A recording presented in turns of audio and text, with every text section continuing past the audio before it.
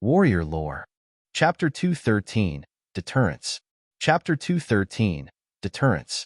After 6 hours, Qiu Yinhai and Xue Qingjian opened their eyes, having mostly healed their injuries. Xue Qingjian returned to her youth, to the beaming Zhuofan and Li Jingtian at the side now that the couple got up. Zhuofan came to them with a friendly laughter. I guess congratulations are in order for your recovery. Now let us all return to the clan. Shivering inside, the two staggered backward in fear. Don't look at me like I'm the enemy here. We're all on the same side now, no? Zhuofan shrugged and smiled at Xue Qingjian. Sister, did you already forget how close we siblings are? Swallowing dryly, Xue Qingjian scampered behind Qiu Yinhai, like a mouse afraid of the cat.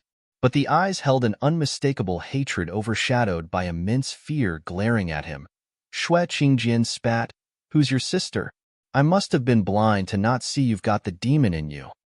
True enough, since she took Zhuofan as a naive child who barely opened his eyes to the world. Who'd have thought this pup was in control of the famous Mad Dipper? He had no scruples and such vile schemes that had even this famed pair of monsters shiver in fear. How the hell was that a little brother? A demon from hell was more like it. Xue Qingjian was regretting having been swept by Zhuofan's sweet smile and sophistry. She was itching to gouge his eyes out and squash them. Zhuofan was becoming irritated. Qiu Yinhai saw his mood sink and urged, Steward Zhua, please calm yourself. My old hag is raving. Don't mind her. Never mind then. Your lives are in my hands anyway. It's your choice if you want to get along with me. Now that you're Luo clan's elders, it's time we move. Zhuofan ignored them and unfolded his lightning wings as he took to the skies, seeing the demon take flight. The pair breathed easier, yet looked close to breaking down in tears. They who lived free in a mountain. They, who fended off even regent estate's threats. How was it they had fallen so low, in the hands of a twerp? They couldn't make one sense of it all. Li Jingtian walked to them and mocked. Didn't you laugh at me saying I have no guts, old man? Well, where's yours? Smiling dejectedly, Qiu Yinhai shook his head and sighed. I was at fault before. I didn't expect you to be so powerful. Ha, as long as you know, Li Jingtian said, but I am a man of immense willpower, and not under complete control of the bloodworm. And the ones I ever followed never were ordinary. Try to look beyond Steward Zhua's young looks. He does everything with calm and precision. Fierce tactics are a powerful man's tools. You won't lose out by following him. The two nodded after a long time, and since we'll be working together in the future, I'll let you in on the basics to survive in the Luo clan. Making sure Zhuofan was far enough, Li Jingtian whispered. The couple had their ears peeled. Please tell us, brotherly? Except for Steward Zhua, anyone in the Luo clan are good people to get close to, especially our young miss. She is a must to win over. Steward Zhua may be all about power play, looking down on all, but he is always devoted to the Luo clan. He will more often than not listen to young miss. So, if you ever get on his bad side, rush to the young miss and have her plead your case. That gets you off the punishment almost completely. Li Jingtian patted Qiu Yinhai's shoulder. While giving the two a serious look, the two were immensely grateful as they cupped their hands. Thank you, brotherly. It's nothing. We are all in the same boat. You can dispense the courtesy. Ha ha ha, Li Jingtian waved. Was he actually that caring? Of course not. The two were ignorant of the Luo clan's matters, but would figure it out easily in the first 3 days anyway. He reminded them earlier since this favor came cheap and saw no reason not to have them owe him one. Just when did I begin turning into such a vicious man? He sighed and suddenly scratched his head. Guess environment changes the man. At the gates of the imperial capital, Marshal Dugu was sitting astride his large horse and entering the city with his 5 godsons. The million-strong army was stationed 10 miles out. The news of Dugu Zhantian's return, the second of the 4 pillars to the court, was soon on the lips of every citizen. Your Majesty, Marshal Dugu is seeking an audience. Enter. In the golden palace of the imperial capital, the emperor was sitting on a lavish throne. Next to him was the man he often played chess with, Mr. Sima. Dugu Zhantian entered with large steps and bowed. Dugu Zhantian greets your Majesty. May you have a long and prosperous life. Ha ha ha, Marshal Dugu has come from far away. You must be weary, Please sit. With a chuckle, the emperor walked to Dugu Zhantian and helped him to a chair any man would feel immensely grateful and honored. But Dugu Zhantian found it a matter of fact. He was after all a pillar of the empire. Wouldn't a man like him receive at least this much from the emperor? Marshal Dugu, how is the situation in Wingay City? Dugu Zhantian just took a seat and the emperor already started inquiring Dugu Zhantian's side. The circumstances are poor, I'm afraid. I have rushed to the rescue per the imperial edict, but I was late. Wingay City had been under a terrible battle, in which the Luo clan lost 100,000 men. Watching Dugu Zhantian speak in such a grave tone, the emperor's heart sank. Then he heard him mention Luo clans, losses, and spurted blood. Marshal Dugu, how can a third-rate clan like the Luo clan have 100,000 men? The emperor exclaimed, then cursed inside. Even me, who has rarely been outside the palace, knows it. How come you have no common sense? Marshal, did you see it yourself?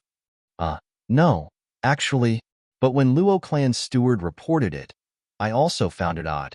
That steward is Zhua Fan. The emperor's face twitched. Of course it's him again. That brat is nothing but trouble. Speaking of so many casualties as if it's the order of the day. Dugu Zhantian nodded. Your Majesty is wise. It is indeed Steward Zhua who told me of Luo clan's casualties. I was also skeptical and trusting this man's careless talk. How can a small clan have so many people? Not even the 7 houses have so many. But Luo clan's losses were indeed great in that battle, with even their clan head falling victim. The emperor held his head and sighed. Marshal, Luo clan head is dead for almost 3 years now. What? Dugu Zhantian was shocked. Then he went beet red. Damn those wretched brats, they played me. But that's not the issue here. The problem is they made a fool of me in front of the emperor. Zhua Fan Yunhai, I will get you for this. Dugu Zhantian gnashed his teeth. The emperor shook his head. Knowing he'd been had. Never mind then. Please tell me what you can about the Luo clan, Marshal. Dugu Zhantian was startled, then lowered his head in shame from the moment he entered the Luo clan. All he'd heard about it was from Zhua Fan's mouth, not getting the time to do his own investigation. And when it came to reporting, Zhua Fan's words didn't look as truthful now. He realized he knew next to nothing about the Luo clan. Noticing his plight, the emperor didn't know whether to laugh or cry. Why did you even go to Wingay City for? Are you just as sloppy with your enemy's intelligence as well? Never mind then. The emperor sighed. Are the Luo clans Luo Yunhai and Luo Yuncheng all right? They're completely fine. Dugu Zhantian spoke.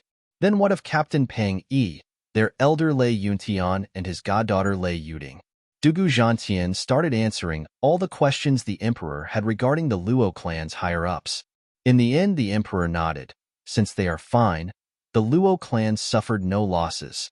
But this clan sure is capable to still be standing despite the ever-watchful eyes of Regent Estate and Hell Valley. Your Majesty, outside Blackwind Mountain, where Luo clan is located, there are 4 5th-grade arrays placed by the clan head. A normal expert would find it hard to infiltrate. Dugu Zhantian added. The emperor raised an eyebrow, then sent a shocking glance to Mr. Sima. This Shuafan kid is more and more impressive. I heard he could set arrays, but never imagined he could set 4 5th-grade ones. What, they were done by Shuafan?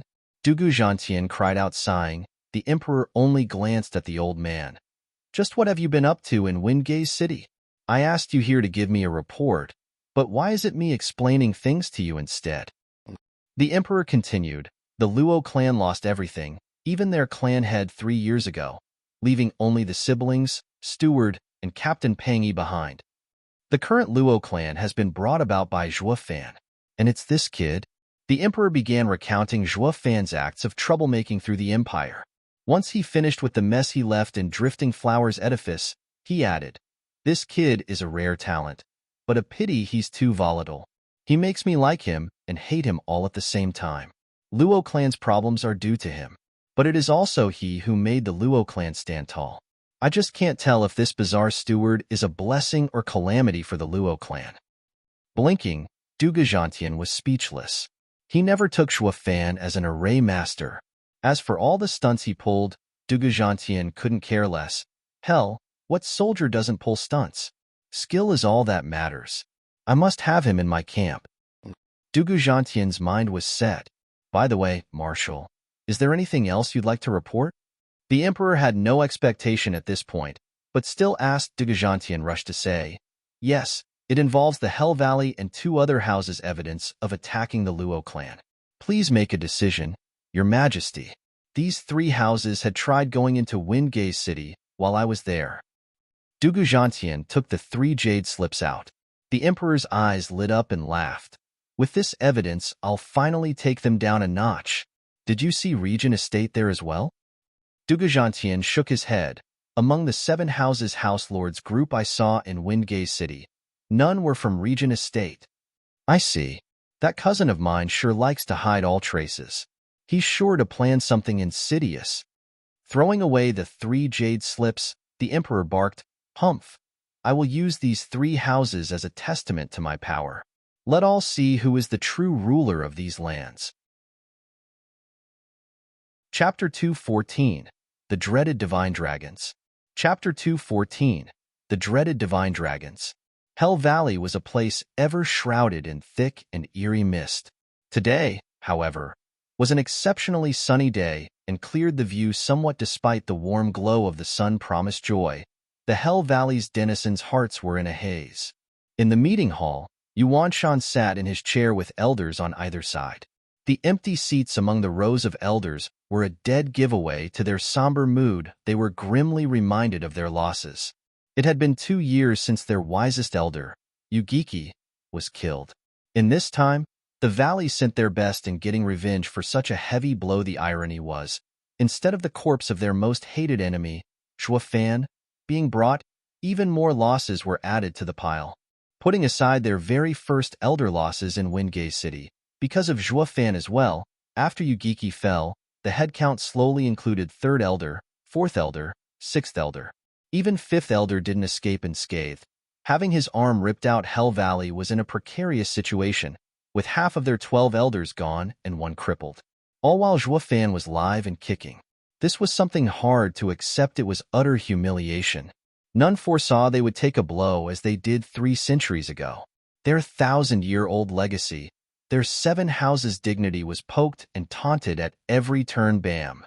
Yuan Shan slammed the table, and all could hear his grinding teeth. Everyone was filled with the same hatred, especially 5th elder. He touched his wounded shoulder as fire threatens to escape his eyes every time. He cursed one name over and over in his mind, Zhuofan. But they were now stuck. They pushed the imperial family too far, and the latter summoned Marshal Dugu to drive fear into them. If they made one wrong move, they'd soon be seeing Dugu Zhantian's million army at their doorstep. And none could bear the brunt of such an aftermath. Here they were, all wishing to charge into Windgaze City, to wring Luo clan and Zhuofan of their blood, but none had the nerve to do it. Their very survival hanged in the balance. This was their conundrum. The Grand Elder looked around him and sighed. The atmosphere was stifling. I can't take it anymore. I have to put that bastard down for good. 5th elder was the one to break first. Eyes turned to him, but none replied, even though they all felt the same way. Anyone there knew the consequences of such an action.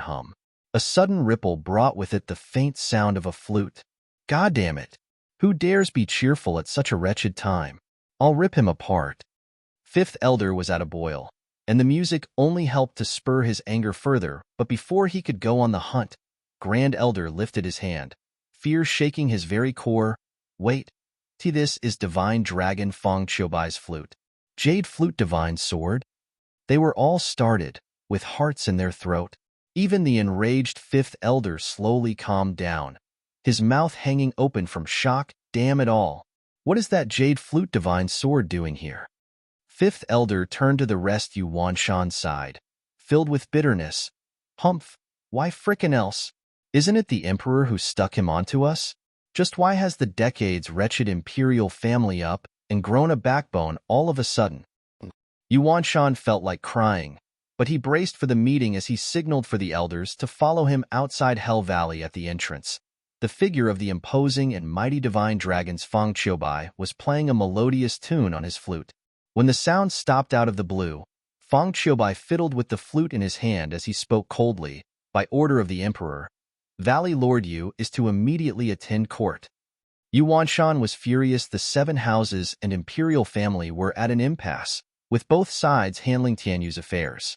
Even when an edict came before to Hell Valley, it had always been presented with respect and courtesy. It was clear that this time, the emperor sent the divine dragon with his edict. He even played the flute outside their valley to draw them out. It was a show of strength. If they showed any fear, wouldn't the emperor take an even harder stand when he saw him?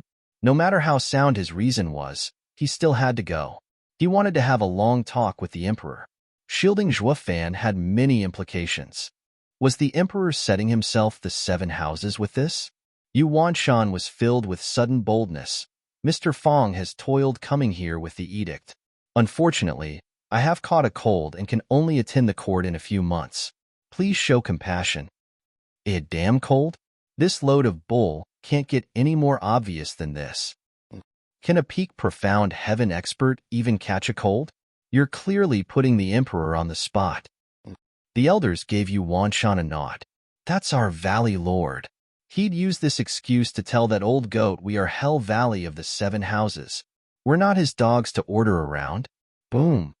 An explosion jarred the ears of everyone, even as they were in awe of their valley lord. It was then followed by a fierce wind that picked up the dust. Once the dust settled, everyone gasped. The mountain range on Hell Valley's side had vanished into thin air. In mid-air, Fong Qiubai put away the jade flute. You are to set out at once, Valley Lord Yu. The next second, he vanished, leaving the Hell Valley's elders and Yu Wanshan pale from fright. The disappearing mountains struck a chord in everyone. Is this divine dragon Fong Qiubai's power? It's too damn insane. He has the power to obliterate Hell Valley all by himself. Whoosh! Suddenly, an aged man in gray robe appeared. Yu Wanshan lit up at his coming. Venerable, you arrived. Do you? Of course I know. I only dared come after he left. The Venerable sighed. Valley Lord, we really did it this time. The Emperor may be a paper tiger, but his 5 divine dragons are savage beasts by themselves. I'm saying that you just go to court and apologize. The Emperor can no longer be offended. Yu Wanshan nodded, feeling forlorn and on the verge of tears. What's wrong with us, Hell Valley? Someone barged in, and yet we have to apologize. A week later, Yu Wanshan was punctual in his arrival to the imperial capital. A palace maid took him to a waiting room to await the emperor's summon. This never ever happened before. How was it that it suddenly turned to them waiting on the emperor now? He was helpless.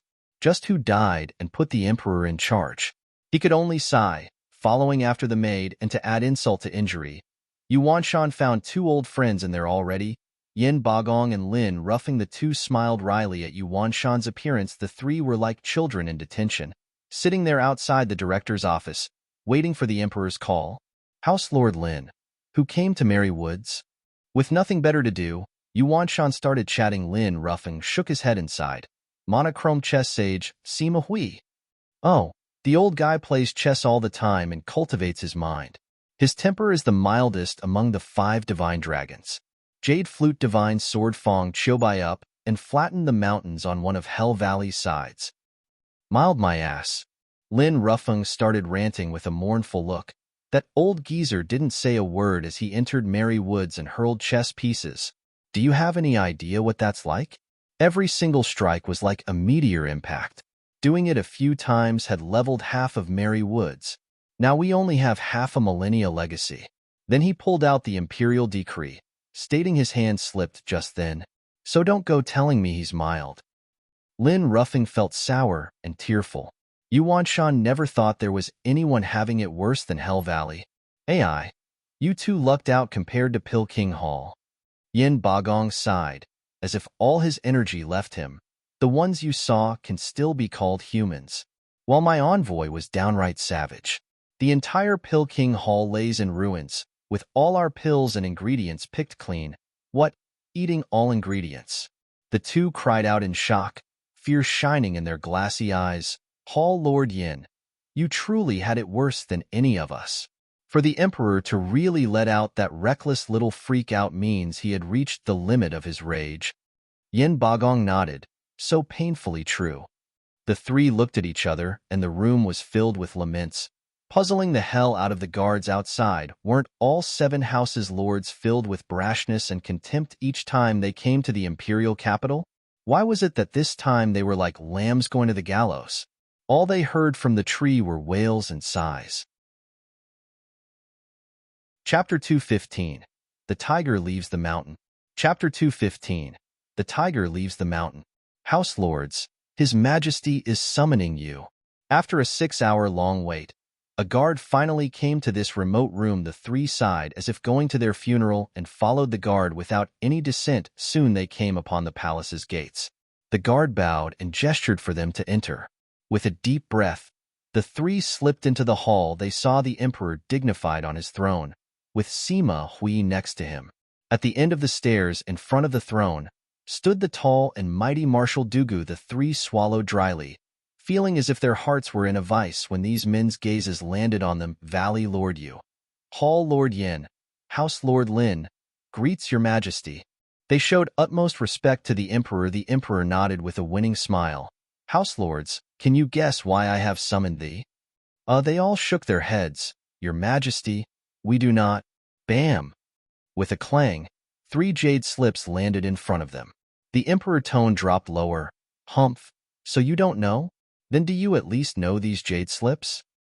The three started sweating like pigs as they shivered. A nod. In that case, do tell me, why are you explicitly defying my edict, going into the area I deemed forbidden? Not even you, the 7 houses, founding fathers of the empire, have such rights. The emperor slapped the armrest of his throne, making the three slump into pleading on the ground in their knees. Spare us, your majesty. This was unprecedented. The 7 houses, house lords were, for the first time, on their knees before the emperor. The emperor raised an eyebrow, feeling freer than ever, as if returning to the time of his ascension to the throne, when all officials showed him utmost respect. As a matter of fact, he was far more moved than before. When has there ever been a case in the long history of Tianyu Empire of an emperor getting the 7 house lords kneeling before them? It may very be the very first time since this nation came together. Such honor lifted him above all other emperors before him. However, he couldn't let it show, or these 3 blokes would milk him for it. So the emperor kept a hardened and cold face, though his tones sounded softer. Thou are all ministers loyal to our nation. You are unlikely to resort to such disgraceful behavior without rhyme or reason. Please share with me your motives so I can judge if your actions were indeed unintentional mistakes. The three's eyes lit up. Is the emperor giving us a way out? All that we've been doing is because of that Zhua fan. As long as that fool dies, Luo clan and Windgaze city are of no importance. But before they could explain, Dugujantian barked, Speak. Who's behind you all? Shivering, the three choked on their words. They peeked at the emperor, only to see him sporting the same cold and calm face that was tantamount to saying Dugujantian was voicing the emperor's intentions. Since he couldn't outright say it, he had Dugujantian play his proxy. The meaning was crystal clear. The emperor didn't care why they went to Windgaze city, only wanting to know by whose orders they marched. The emperor was aiming for Regent Estate, and they were the means to an end. Mere pawns. They instantly broke out in cold sweat. The emperor, a tiger cooped up in the palace all his life, was ready to go out and maul someone. But the problem was, Regent Estate wasn't an easy target either, a fierce tiger on its own. The 3 houses were now smack in the middle of the Regent Estate and the imperial family's power struggle. Their only fate, sacrifices? Curse it to high heavens. How do we end up in this mess? If only we hadn't listened to Regent Estate and attack Windgaze city. The imperial family would have no excuse to look for us. They now faced the heavy burden of choosing to let the emperor maul them or be used to maul the Regent Estate. But would the Regent Estate ever let them go afterward? Any choice promises death. The 3 were overwhelmed with regrets. They bit their lips, unsure what to say. Speak. Who is behind you? Dugujantian barked and pressured them with his powerful soul. If it were any other occasion, the 3-peak profound heaven experts could have stood firm, since they were on the verge of advancing to the radiant stage.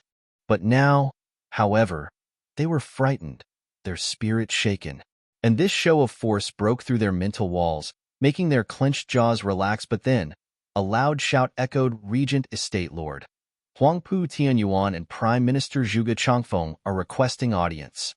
Eyes widening, the emperor and the other two men were shocked for the estate lord to burst in at such a crucial time. His intention had to be premeditated. More importantly, why was he coming along with Zhuge Changfeng? This spelled trouble. The three house lords heard Huangpu Tianyuan was coming and retightened their jaws. Thank God Regent Estate was scared of getting involved in this, so they came to the rescue. We'd been done for otherwise. Yuan Shan breathed in and calmed his heart. The emperor narrowed his eyes. Let them in. This damn tiger can no longer sit on his mountain. Sima Hui muttered. The emperor nodded with a grave expression. Estate Lord Huangpu Tianyuan, Prime Minister Zhuge Changfeng, Regent Estate's Steward Lang, and Regent Estate's High Venerable Huangpu Fenglei greets your majesty. For people entered the hall. Walking behind Huangpu Tianyuan and Zhuge Changfeng were two more. One of them was an old yet stout man that made even divine dragon Sima Hui's eyes tremble. What is Regent Estate's #1 expert, High Venerable Huangpu Fenglei, doing here? Sima Hui gasped, feeling the peak radiant stage power the old man was releasing. His cultivation was not one bit less than the 5 divine dragons. Huangpu Fenglei noticed Sima Hui as well, giving a smile in return, one with mockery and taunt. Oh my, house lords, the 7 houses have always been on the same footing as the imperial family. I know you all respect your majesty so, but there's no need for you to kneel.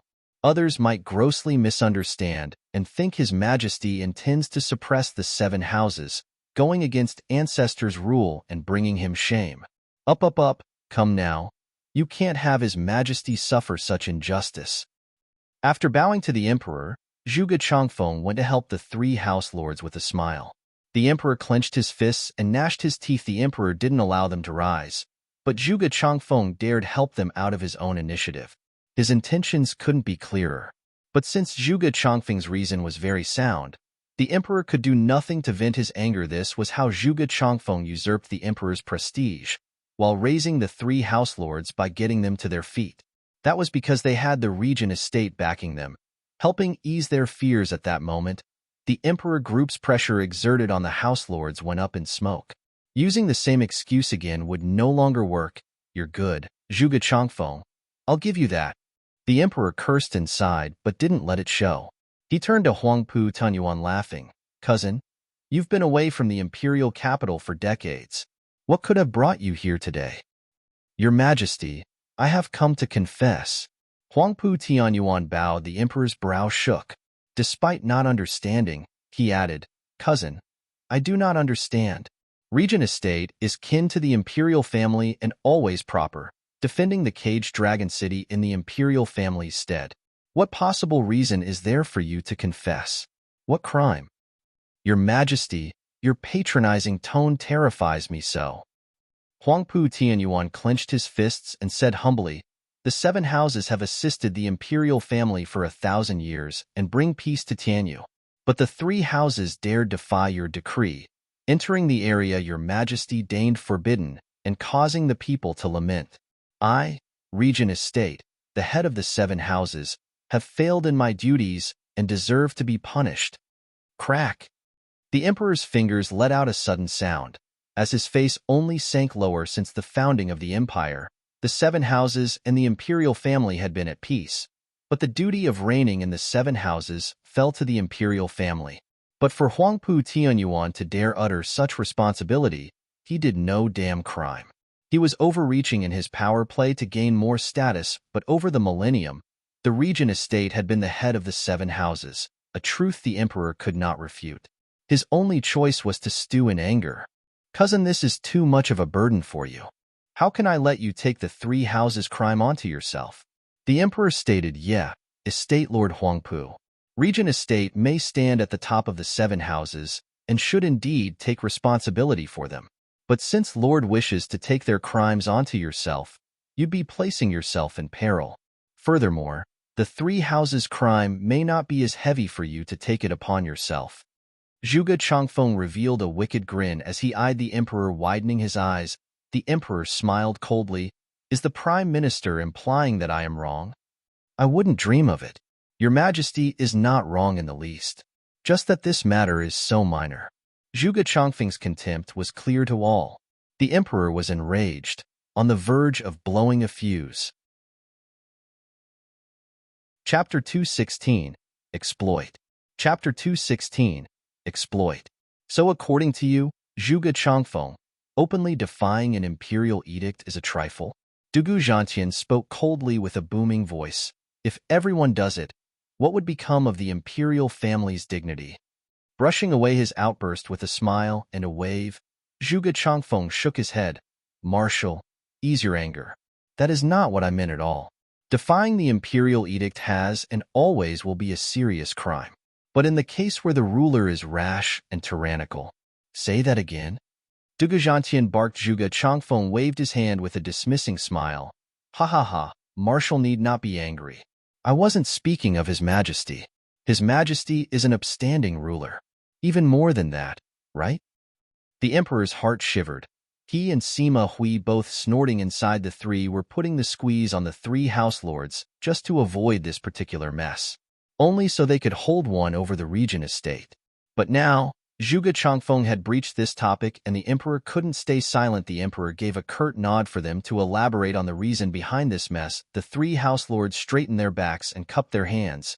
Your Majesty, all that transpired is due to one man. Windgaze City's Luo clan steward, Zhuo Fan. Yu Wanshan then followed with painting Zhuo Fan in a gruesome way, and with flourishing detail the emperor simply sat there in his throne. He long knew of Zhuo Fan's adventures, so why tell him again? Yet despite knowing, the emperor let Zhuo Fan cause all the trouble he wanted. But now, all he wished was to avoid and bury this topic for good. Once Yu Wanshan finished, Huangpu Tianyuan continued, Your Majesty, this vile spawn defies the seven houses' dignity. I beseech Your Majesty to lift the ban on Windgaze City and allow us to exact capital punishment on this wretched beast, to show the nation how upright Your Majesty is. This time the emperor was in a real bind. Instead of having the three houses turn on Regent Estate, the latter got to strike against the Luo clan and ruin his plans. Tap, tap. The emperor wrapped his fingers on the armrest in deep thought. Due to the havoc the Hell Valley and Veiled Dragon Pavilion had inflicted on the people 3 years ago in Windgaze City, I have elected to turn it into a forbidden ground. But I see that overlooking one man has caused endless suffering once again. My heart is in pain.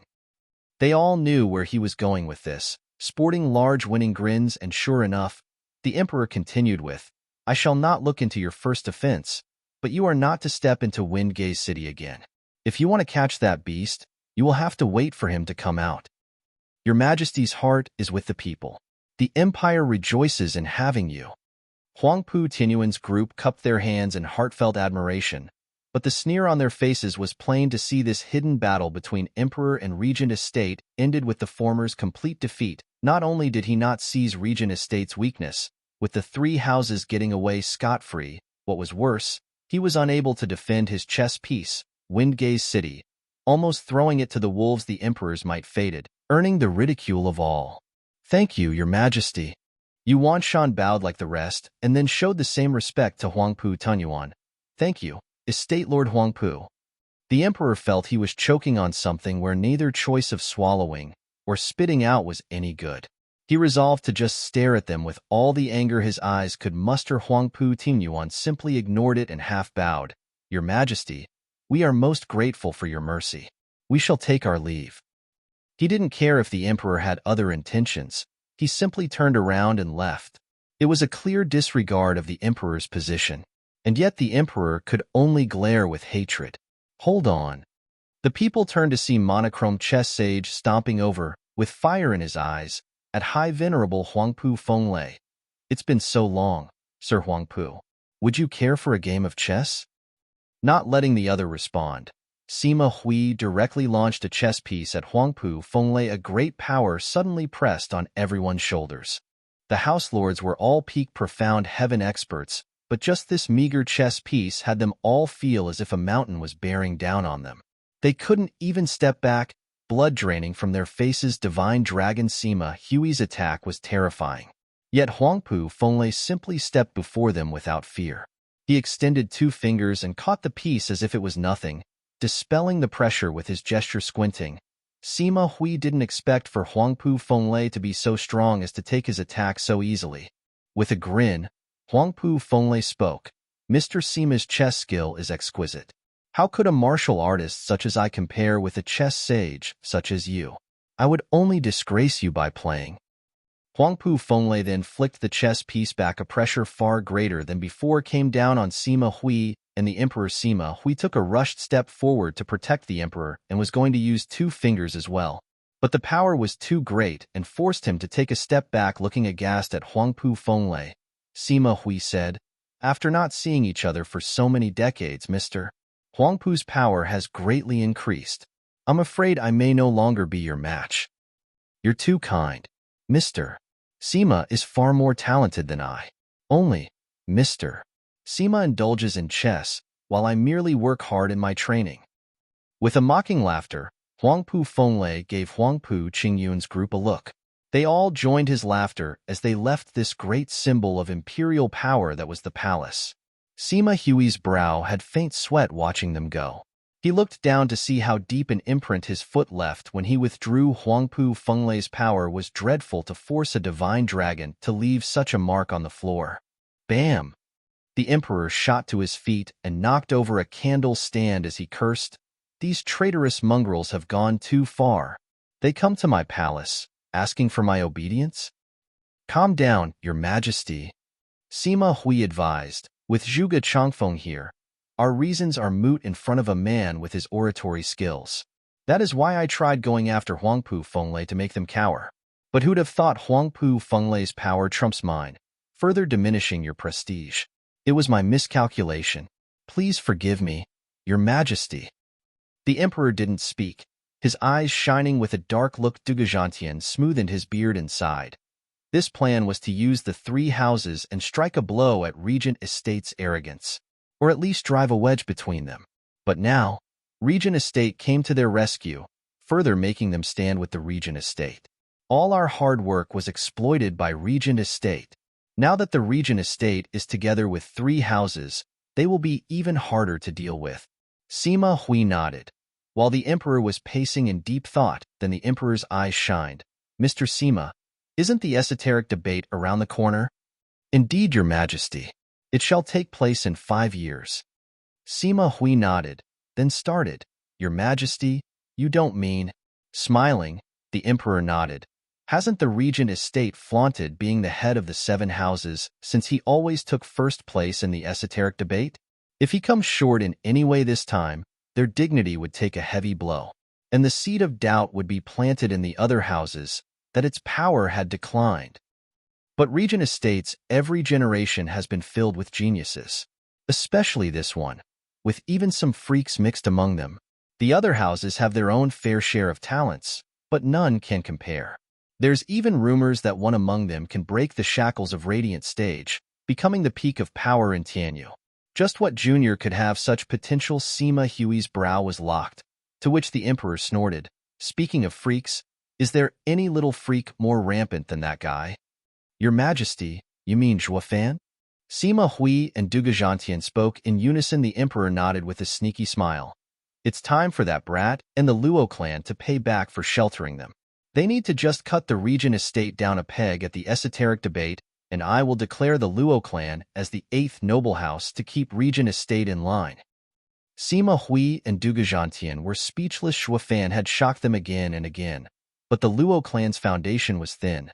This 8th house would find it hard to stay afloat when it was even weaker than Drifting Flowers' edifice, threatened to be swallowed by the other house. Yet the Emperor was hoping to use it to counter Regent Estate. None of them knew that Zhuo Fan had already made preparation to strengthen the foundation of this flimsy clan.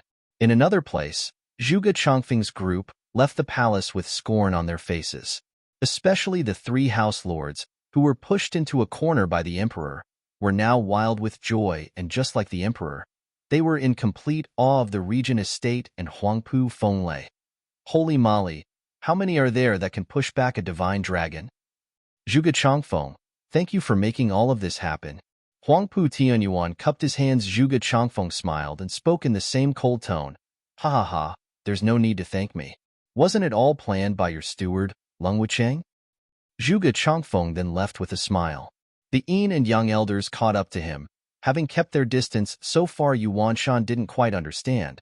But Lung Wuchang's face changed, turning to Huangpu Tianyuan. Correct? All was planned by Lung Wuchang, including the 3 house lords' detainment by the emperor. It was all done so he could save the 3 houses at the best moment, and become more reliant on the regent estate, what was once a scheme privy to only he and Huangpu Tianyuan. It was seen through by Zhuge Changfeng in an instant. Watching Zhuge Changfeng's shrinking figure, Lung Wuchang and Huangpu Tianyuan felt an odd chill. No wonder Zhuge Changfeng was the head of the 4 pillars. He was frightening. Zhuge Changfeng himself was sporting a mystifying smile. Prime Minister must be glad. The white-haired elder smiled. Zhuge Changfeng nodded. I just saw a bunch of fools getting happy having scored an empty victory.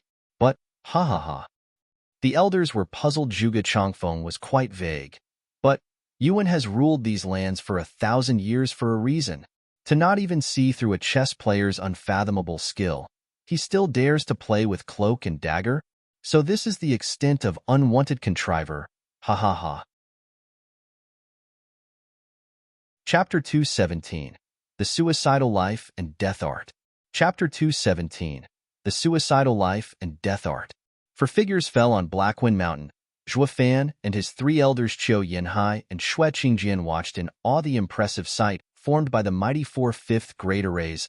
Luo clan is outstanding to this extent that it's no wonder its steward is so cunning and able. But how come we never heard of it? The two looked at each other, puzzled. Zhuo Fan knew all too well what dwelled on their mind, but didn't dispel their doubts, only made a path through the arrays with a sign. He took the lead and the others rushed to follow. Once back in the clan, Zhuo Fan called for a general meeting to introduce their newest elders. The 2 elders were presented with the sight of people no stronger than ants. Knowing they could kill these people with their thumb, it instilled a deep sense of disappointment in the old couple, though after having received Zhuo Fan's cruelty, it curbed their characters so as to not let it show. Only when Zhuo Fan introduced Luo Yunchang did their eyes shine. Recalling Li Jingtian's words, they showed utmost respect for Luo Yunchang. Xue Qingjian even held her shoulder. Young miss, you are the picture of beauty, like an angel from above. I can't help but rue the day a rotten punk would have you for himself. Oh ho ho ho. Luo Yunchang blushed and shook her head, but her heart was grateful as she sneaked a peek at Zhuo Fan. She also found the 2 elders quite likable. They were radiant stage experts, yet so calm and mild. Unlike the arrogant stereotype everyone knew, though clueless, this was all brought about by Zhuo Fan's thorough and unyielding discipline. The man in question was right now frowning. Why are these 2 who always snapped back with how great they are in Tianyu suddenly fawning? And why at Luo Yunchang? Turning to Li Jingtian, he caught the latter looking elsewhere entirely. This has nothing to do with me. Now that introductions are out of the way, the others may return to their tasks. Zhuo Fan's clap left only Luo Yunchang and the 4 elders behind. He turned to the couple. You 2 will be watching over the Black Flame Array in the south and the Ice Shadows Array in the north. I will later tell you how to wield them. Working alongside Elder Yin and Elder Li's arrays, the Luo clan will never know defeat. Understood. Qiu Yinhai and Xue Qingjian cupped their hands. Luo Yunchang was overjoyed knowing the 4 experts would turn the mountain into an impenetrable fortress. Not even a 7 houses siege could make her worry now. Also, Zhuo Fan's hand flashed and offered a jade slip. As you are now Luo clan's elders, I shall treat you as one of us. Here is the secret life and death art. I find it quite suitable to you too. Qiu Yinhai took the jade slip, amazed by what it contained. Knowing what they were gonna say, Zhuo Fan smiled. This is no cultivation method or martial art, but a way to combine your strengths. A limitless improving method. What? Brushing off their shock, Zhuo Fan continued. This life and death art means treading the fine line between life and death on the edge of a knife. At the collision between 2 opposing forces, world-destroying power lies. But once control over it slips, death becomes you. This leads to this art going by a more common name, the suicidal secret art. What are you doing giving it to them for? That's too dangerous. Luo Yunchang spoke in their defense. The couple was almost moved to tears. Li Jingtian didn't lie. Getting close to the young miss is a must if we want to live. But Zhuo Fan shook his head. Young miss needn't fret. If others trained in this art, they'd have a fate worse than death. But I saw how the two elders' fire and water arts combine, how seamless they work together. They are able to conform to the other on the fly, understanding each other's hearts. In fact, they may understand the other even better than they do themselves. The two's attributes may be in conflict, but they are nevertheless able to control the clashing force between fire and water. There's a 50% chance they'll succeed. 50. The couple was nervous, and Luo Yunchang jumped in fright.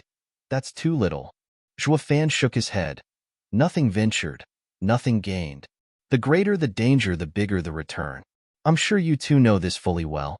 After all, you fought Tianyu's experts off decades ago. I can also guarantee this method has infinite growth. The greater your control, the more powerful you become. You can one day reach the point when you can face all 5 divine dragons together. Widened eyes and gasps of shock were heard all around.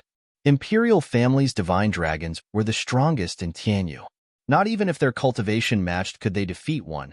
Least of all 5, these were not false promises, as Zhuo Fan never was one for empty talk. Li Jingtian snapped his excited eyes on the jade slip, his martial fanatic side rearing its head.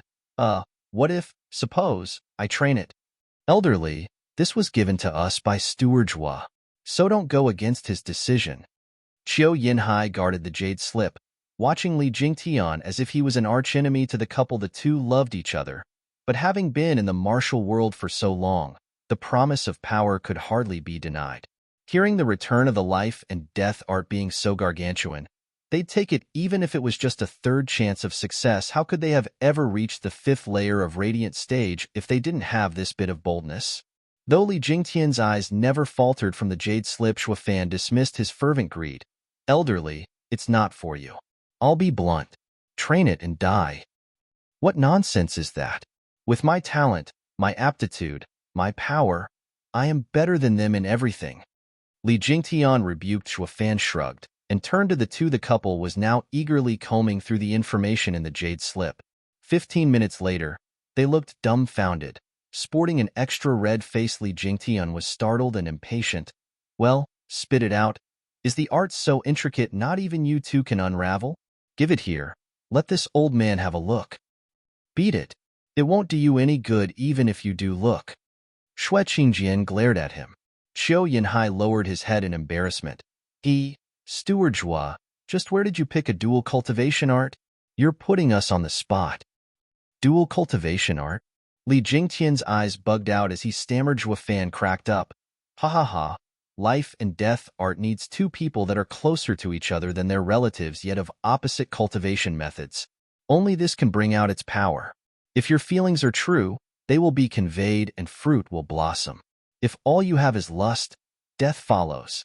Elderly, you and me are lone wolves. It doesn't suit us. Li Jingtian only smirked. The couple felt quite shy at this point, then blushed harder as they looked at each other. Steward Zhua, we also can't cultivate it. Qiu Yinhai twiddled his thumbs. Me and Qingjin never actually done that. Raising an eyebrow, Zhuo Fan asked, you've never done it for decades yet are so in tune with each other? Then what are you waiting for? Luo Yunchang clapped. It's been ages since we had a wedding in the Luo clan. Please let me arrange it all for the elders on a most auspicious day. The couple's faces went redder. Acting like shy teenagers, Zhuo Fan's eyes widened and shouted, what auspicious, what arrangement? That's so quaint and cliché. Just get it on already and train that art. Blast it. For decades you've been around a bell, yet never tapped that fine booty. Shame on you. She even dolled up for decades for you in vain. So get your ass in gear already. Bam! Zhuo Fan kicked Qiu Yinhai's ass, but the old geezer wasn't the least bit angry. He took Xue Qingjian's hand and left giggling. Qingjian, it's Steward Zhua's order. I don't have a choice. For the sake of the clan, we must bear through this hardship. Ha ha ha, pervert. Xue Qingjian rolled her eyes, yet left with her blushing head lowered. Luo Yunchang watched the loving couple in envy. She turned to Zhuo Fan with a pout. You say that, but you are no different. Zhuo Fan looked at her. Obliviously, Jingtian laughed. Steward Zhua, you shouldn't waste. Zhuo Fan's eyes snapped to him before he finished, scaring him from continuing. So you do understand. Young miss, I did my best to help you up to here. Li Jingtian started looking elsewhere all of a sudden, Yin Song started flattering Zhuo Fan. Steward Zhuo, please give me an art too. Didn't I give you refining skills? Zhuo Fan asked. Yin Song scratched his head. Haha, now that you mention it. But I'm a cultivator first, before an alchemist, one with dreams of greatness. Fine. I understand perfectly. Zhuo Fan offered a jade slip. I am not too fond of poisons, but since you're with me, I will be sure to give you what you deserve. This here is a high profound ranked martial art, 9/9's fantasy palm. It also contains the formula for making the world's 81 strangest poisons, beside the myriad of palm attacks. It also wields 81 poisons, each with 81 variations. Each change conforms to any man, to any environment, ever evolving. In short, the poison's only cure is if you remove it yourself. It is thus named, Lord over life and death. Take it and go. Yin Song took the jade slip with trembling hands and fervent gaze. This is leagues above the rainbow cloud palm. It's incomparable. Steward Zhuo, you are so amazing and grand. I knew I made the right choice following you. Cut the flattery, just make sure to give your all in your tasks. Zhuo Fan waved him awfully. Jing Tian stroked his chin. What is up with today? Steward Zhuo is handing treasures left and right. Forget the odd couple. He's even given Yin Song something after just one word of pleading. Should I also get my game on and act as cute as possible to squeeze Steward Zhuo of some goodies? But he shook his head in the end. He knew very well when to stop. It was better to do it after he trained Wraith or to peek first, but then a sudden shout came from outside Blackwind Mountain. Brother, I came to visit. Zhuo Fan raised an eyebrow and shook his head after knowing who it was. Chapter 218, Acting Bestowed Elder. Chapter 218, Acting Bestowed Elder. Zhuo Fan ended the meeting with a shake of his hand, sending the elders into obscurity. He had no intention of showing the world Luo clan's experts. He turned to Luo Yunchang with a smile. Young miss, I would like you to kindly welcome our honored guest. Luo Yunchang had no idea who dropped by, but since Zhuo Fan wished her to go, she would gladly do it. And of course, since she was a young miss, she had a role to play. Her dainty hand raised. Luo Yunchang softly spoke. Steward Zhuo, please help me to our guest. He rolled his eyes. She's no disabled 70-year-old hag. What help? Nevertheless, towards this silly request, Zhuo Fan didn't flare out, as to not receive this pampered Miss tongue lashing. So he took her outstretched arm. It would never ever cross the past Zhuo Fan's mind to do such a thing.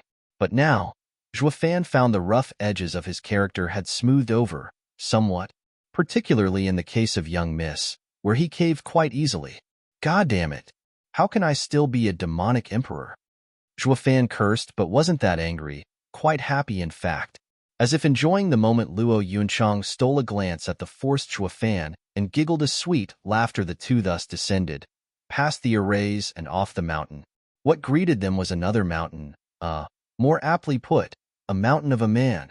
Luo Yunchang and Zhuo Fan's eyes widened not from being impressed by the newcomer's imposing manner, but from recognition. In fact, he was Zhuo Fan's brother who he liked a lot. They were speechless because, how can any human get so fat? Yes, siree, the man before them was the third prince of the empire, his sworn brother, Yuan Kong. The man looked like a veritable wall blocking the view of the two. Hoisted on two thick and trembling legs. Today was sunny and warm, but Yuan Song's head was soaked in sweat and kept on sweating buckets. Brother, you finally came. I almost couldn't take it, Yuan Song gasped, wiping his head again and again with a handkerchief, only to be dripping wet the next second. The servant rushed to replace it. On his right was another familiar face to Zhuo Fan, Jade Flute Divine Sword, Feng Qiubai. Having long given up on this bloke of a disciple, Feng Qiubai was watching the 4 5th-grade arrays in shock and awe. The two were leading 20 yellow-dressed elders. Their chests stuck out, their manners filled with power. They looked like no servants of the third prince, more like guards. Zhuo Fan found his face twitching seeing the sweat-soaked Yuan Song and sighed. Oh please. It's your fault for running all the way here, fatty. Can you blame me? I wouldn't have gone all out if it weren't for Imperial Father's edict. The fatty sighed and started fanning himself with his hand. Hurry and take me up the mountain. It's too hot here. Right then, around 10 people came around him to lift him up after a strenuous effort, taking one toiling step after another, and each step left behind a deep mark. These servants weren't experts, just in the chi condensation stage. But seeing how even they were having the worst time of their lives carrying the fatty, Shuafan muttered, "Fatty, you're goddamn fatter. Don't say it. Imperial Father is in a bad mood. Every time that happens, he takes it out on me and leaves me suffering. I was too stressed to even eat or drink, yet the next thing I know I'm up to 400 kilograms in weight. Oh, the horror." He sighed each time he slapped his belly. This act of his made the men below him stagger. Their bent backs were creaking. Luo Yunchang couldn't bear to look a second more. Zhuofan was speechless. You don't eat from stress yet still gain so much weight? How damn fat will you be then if you're in a perky mood? How much will you eat? You're a true marvel. Zhuofan shook his head and sighed. The fatty snickered, "Thank you, but you're just the same. We brothers are the marvels of the world." Zhuofan's mood sank. Are you showing off or making yourself look goddamn better than me? So Zhuofan switched targets to Feng Xiubai. Mr. Feng, it's been a long time. Do you perhaps not care what becomes of this fatty? Not in the least. With a lazy wave, Feng Xiubai smiled. A noble man has noble qualities. Zhuofan rolled his eyes. I was wondering what made this fatty so feisty without caring about consequences. It's all because his master encourages it. Truly, if the base is crooked, the top is out of whack. By the way, Zhuofan, you've been stirring quite the storm lately, throwing the whole Tianyu in chaos. Feng Xiubai eyed him. But that's understandable. You can't survive without going out of line. There may have not been a Luo clan today if it weren't for you monkeying around. Raising an eyebrow, Zhuofan took a long look at him, feeling his words held another meaning, but instead of continuing, he laughed. Let's talk it out inside. Then he started flying up Blackwind Mountain. Finding the fatty way too slow, Feng Xiubai lifted him along with a wave. The servants found themselves lighter and fell on the ground in bliss. They cursed. Carrying that damn tub of lard will get us killed. As for the elders in yellow, they followed as well. Zhuofan and Luo Yunchang took the weary servants too. The servants finally had the leisure to not mind the wait at the peak of Blackwind Mountain. The fatty was working his damnedest in wiping the sweat off himself under a pavilion. Feng Xiubai was at the side. With poise and grace, seeing Zhuofan coming up with the servants, the fatty beckoned, "Hurry up and fan me." The servants shook their heads and started working hard at the fatty's side. Now the fatty was finally feeling like himself. Letting the occasional cry of appreciation, Zhuofan shook his head. This fatty wasn't like this 3 years ago. Why is he so sleazy all of a sudden? What had him truly baffled, however, why aren't the old guys joining in with the servants? Zhuofan pointed. Fatty, aren't they yours as well? Why are they standing around idle? How could they be? Do you know what their cultivation is? The fatty eyes widened. Zhuofan blinked. Profound heaven. Yes, profound heaven experts. How could I have them do such a thing? It will be too humiliating for them. The fatty spoke upright. Zhuofan thought so as well. He recalls how he would often insult the radiant stage experts when he beckons them, but never asked them to pour tea for him. It was simply overkill.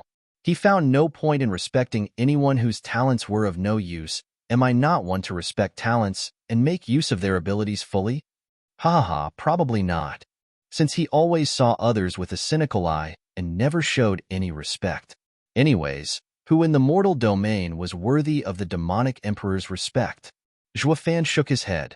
With different statuses there are different attitudes. Just then, Fatty struggled to walk to him and smiled.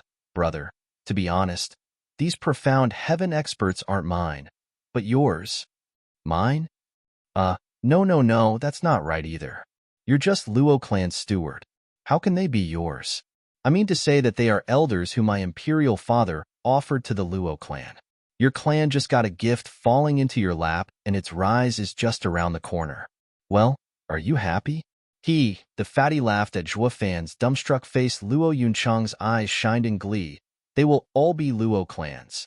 Before she could properly enjoy this gift of 20 profound heaven elders, Zhuofan spoke dully. Fatty, even if the emperor bestows us these profound heaven elders, we will first have to see if they are fit for the Luo clan. The fatty was totally clueless what he was getting at Luo clan, a third-rate clan, had a sudden windfall of 20 profound heaven experts, and they should be wild with joy. Even a first-rate clan would be dancing around and thank the emperor by now, so why was this Zhuo Fan so cold, even trying to reject them? If he only knew Zhuo Fan had 3 radiant stage experts in the bag, he'd probably take the 20 elders back that instant. Damn, how mortifying. We have radiant stage experts, so of course we'd outright refuse some profound heaven experts. Pacing around, he spoke.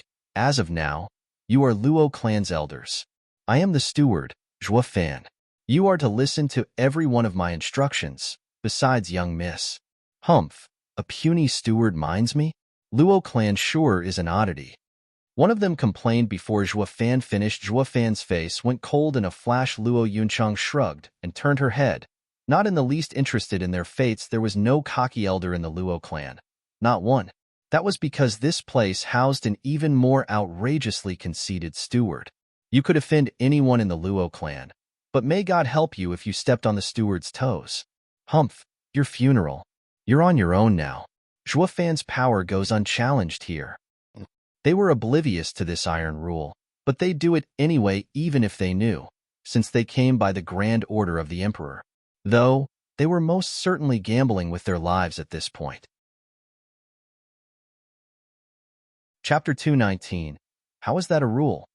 Chapter 219. How is that a rule? Who said that? Step forward.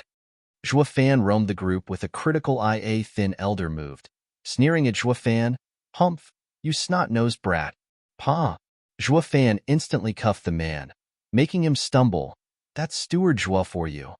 Why, Yub? The elder was dumbstruck, too angry to even speak clearly. Forget about him being a profound heaven expert, just based on his age alone. Receiving a slap from a brat was a downright disgrace. The blood rushed to his head and charged Zhuo Fan. You damn punk! You think you're great? I will teach you a lesson for daring to raise your hand against an imperial guard. But then he groaned and went bug-eyed. His breathing grew fainter, and his head forever lowered. His chest was now sporting an extra fist hole through his chest. Zhuo Fan glanced at his dripping bloody hand, painting a marvelous work of art. SSS. Gasping, the other elders watched Zhuo Fan in shock. How was this 5th layer of bone-tempering kid able to kill one of them so easily? Luo Yunchang yelped and covered her eyes. The fatty's face twitched and said, Brother, I knew you were awesome, but these were bestowed to you. You can't just kill them. Fang Qiubai's eyes trembled, watching Zhuo Fan with an even more curious gaze. This divine dragon had heard rumors aplenty regarding Zhuo Fan, but seeing was believing with Zhuo Fan's mere cultivation. The feats he pulled against others higher than him left people shocked. Zhuo Fan frowned and ignored the others' unusual gazes as suspicion grew in his mind. This geezer is clearly in the profound heaven stage, yet his speed and power are lackluster. He was planning on making an example out of this one for the rest of them, by leaving him a heavy wound. But it ended with him getting killed instead. It's as if he's... Squinting, Zhuo Fan's eyes shined faintly azure, releasing a short-range soul scan to scour these acting elders while hiding from Jade Flute Divine Sword's notice. Sure enough, these guys were all posing as profound heaven experts, while their power was far below the threshold. Just like Huangpu Qingyun's 4 porters in Drifting Flower City, if you'd must define these guys' power, that'd make them fake profound heaven experts, but this fake stage was only privy to a radiant stage expert, while all others couldn't tell the difference. In a nutshell, they're goddamn props. Sighing, Zhuo Fan barked, Fatty, you tricked me. These are no profound heaven experts. You brought me fakes. Just take them away already. Fatty cried, You know? Cut the act. I am not blind enough to not see a real profound heaven expert from a fake. Zhuo Fan glared. Are you looking to see me loose out when I'll be facing other houses with these fake, profound heaven experts that are no more than some bone-tempering pups? The fatty scratched his nose in embarrassment. It's just so you can look the part. When others see these 20 men, they will be intimidated. Spare me the nonsense and give it to me straight. Where did you get these weirdos? The fatty scratched his face in silence. Fang Qiubai chuckled. Let me explain it. Their talents were meager, Imperial guards with slim chances to even enter the profound heaven stage. They couldn't even take 2 hits from a real profound heaven expert even if they did enter it. So the Imperial family had a project to raise many of such people into profound heaven experts through pills. But it failed. They have the air of a profound heaven expert, but not the power to back it up. But as Tsonger said, even these props have use. 2 decades ago, Chuanrong was about to invade Tianyu. His Majesty was scared of war, losing his subjects and wealth, and pushed tens of thousands of fake, profound heaven experts to the front lines, scaring away the Chuanrong. Ha ha ha, you have to admire His Majesty's wisdom. Face twitching, Zhuo Fan watched speechless. No wonder he's the weakest in the Empire's 1,000-long history. He doesn't do anything, he just poses. Though he had to admit, mixing lies with truth was an ingenious tactic. But it has no damn use in a war between houses. Zhuo Fan threw the fake experts a look, then sighed. Fatty, when you give something, make sure it has some use, all right? Even 10 real profound heaven experts would do. What? 10? We got none. Crying out, the fatty persuaded like a cheapskate. Bro, real profound heaven experts are the creme de la creme in any clan. How can they be raised so easily? Veil Dragon Pavilion has 9, and of Hell Valley's 12, you killed 6. Our Imperial family is also short on them. Imperial father can't dispense any. Zhuo Fan shrugged. Then if he wants to bestow something, let him give something real. These fakers are not only cocky, they even start posing in my face. Take them back. That's unlikely. How can we go against an Imperial edict? If you really do this, I cannot bear the responsibility. Imperial father won't budge either. Also, Fatty turned to those fake elders and shouted, also, you. If you go back, your heads will fall. They instantly fell to their knees, pleading, but Zhuo Fan shook his head still, finding it hard to accept. They have no skills. With you here, of course they'll beg, but once you leave, they will return to their haughty attitude. I see, brother. Don't worry, leave it to me. The fatty cursed at them. You bunch of good-for-nothing bastards. You have been bestowed to the Luo clan as elders and must follow its rules to a fault, especially Steward's orders. Also, who are you to say no? You're just a bunch of fakers. Let me tell you, this brother of mine, Steward Zhuo Fan, has fought Hell Valley, kicked around Drifting Flowers edifice, punching and smashing any and all from the 7 houses. The number of profound heaven elders from the 7 houses under his belt exceeds 10. You must be wondering, how is he still alive? Power. If you had his power, of course you'd defy him. If you don't, then you better goddamn listen, or just drop dead. The fatties' pep talk did the trick, and the fakes watched Zhuo Fan in shock. Not once did they think this brat was such a monster. To openly defy the 7 houses, no wonder he acted so high and mighty with them, even daring to kill one bestowed by the emperor. The Luo clan's steward being powerful seemed valid. They'd always lived in the palace and knew nothing of Zhuo Fan's exploits. So they instantly prostrated half into Fatty's howling speech. Of course, they were nothing compared with such a man of power. What right they had to still act tough? Luo Yunchang was overwhelmed with emotion, but mostly watched Zhuo Fan enjoy. What do you think, brother? They'll listen now. Cough, cough, ignoring the smiling Fatty. Zhuo Fan faked a cough and stuck out his chest as he spoke to the fakes. As you've been bestowed by His Majesty, and seeing how important it is to Third Prince, I will accept, albeit reluctantly, such fake profound heaven experts. The fatty was over the moon, as were the rest. Their mission was now complete, and were exempt from the Emperor's punishment. However, Zhuo Fan's tone turned heavy. You are to abide by Luo clan's rules if you are to stay. First, the most important of all, only me, Steward Zhuo Fan, is allowed to show off. Whoever dares to show off before me will find their life cut short. They all turned dumbfounded. How is that a rule? The fatty's face darkened and twitched. Young Miss Luo, does the Luo clan really have such a shameless rule? Luo Yunchang bobbed her head and held her mouth, yet her stomach hurt from how hard it was to stop from laughing. The fatty was speechless. Second, when you are outside the clan, I am the first and foremost who show off, and when it's your turn to do it, it must by all means be a cut below mine. Failure to comply means death. They all held their foreheads. So this is the Luo clan? Is this how its steward acts? It's just so hard to fathom. Are these what you call rules? Luo Yunchang was laughing so hard she laid on the table. The fatty patted his fat cheeks helpless and Fang Qiubai watched it all engrossed. Third, Shuofan continued. You are to obey my every order without question. When I say you kill, you comply. Otherwise, death. They shivered when he reached this point and nodded. They may have submitted, but Shuofan could see the doubt in their eyes. To someone like Shuofan, it was this doubt that spoke of the problems ahead. Shuofan cracked jokes with his first two rules just to ease them into a false security, while the third rule was to test them, and just as he saw, the third rule was accepted with some hesitation. If they were indeed bestowed by the emperor, the latter would have ordered them to obey the Luo clan to the letter.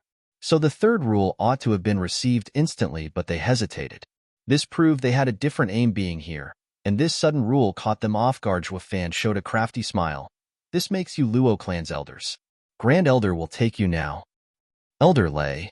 Lei Yuntian flashed before Shuofan and cupped his hands. Steward Zhua, orders? These are elders bestowed by His Majesty. They will be under your care. You have to take good care of them. Shuofan grinned evilly. Lei Yuntian was happy so many experts joined, but Shuofan's good care painted a very clear image as to Shuofan's intention regarding these fakes. To not let them wander off and to keep his eyes on them. Nodding, Lei Yuntian took the elders with a solemn look. The elders were sadly mistaken that they were now in the clear, having entered the Luo clan, when in fact they would be under tight surveillance. What was more, neither the fatty nor anyone else there knew this would happen. The fatty then saw Shuofan return to being seated at the pavilion along with him and the rest. Brother, besides the third rule, the first two will have me killed. Fatty patted Shuofan's shoulder laughingly. Shuofan spoke solemnly. Without these two, how can there be a third rule? Ha ha. Fatty joined in, thinking the first two rules were to establish Shuofan's prestige for the third one. But then he looked at Shuofan seriously. Then let us get to the matter at hand. Luo clan steward, Shuofan, receive this edict. Chapter 220, Esoteric Debate. Chapter 220, Esoteric Debate. Long live the Emperor. Luo Yunchang bowed, while Shuofan remained still. Speak. Fatty's fat face twitched helpless. Brother, this is the imperial edict. Looking on with such contempt would have you labeled a traitor and your head chopped. Whatever, only we are here anyway. With Mr. Fong not looking to be a man indulging in gossip, if you won't tell it, no one will. Moreover, it won't matter even if you did. For the emperor to issue me an imperial edict, that only means he needs me. How could he kill me over such trifles? Shuofan shrugged. The fatty was lost for words. Shuofan is indeed a man who can see through anyone. The emperor wouldn't do anything even if this guy lay in bed when receiving the edict, but where would the imperial family's dignity be then? The fatty looked bitterly at Fang Qiubai. Master, how is this guy any good? Ha ha ha. Extraordinary people need to be handled extraordinarily, so you don't need to mind this empty courtesy. Fang Qiubai caressed his beard, sighing. The fatty could only nod. Luo Yunchang rushed to her feet and pouted at Shuofan's side. He noticed with amusement this new side of the always serious young miss. Young miss, with your temper, you can't be so frivolous around such an important event as receiving the imperial edict. Humph, what frivolous? What would be the point in kneeling if you don't? And you'll be dealing with anything that arises anyway.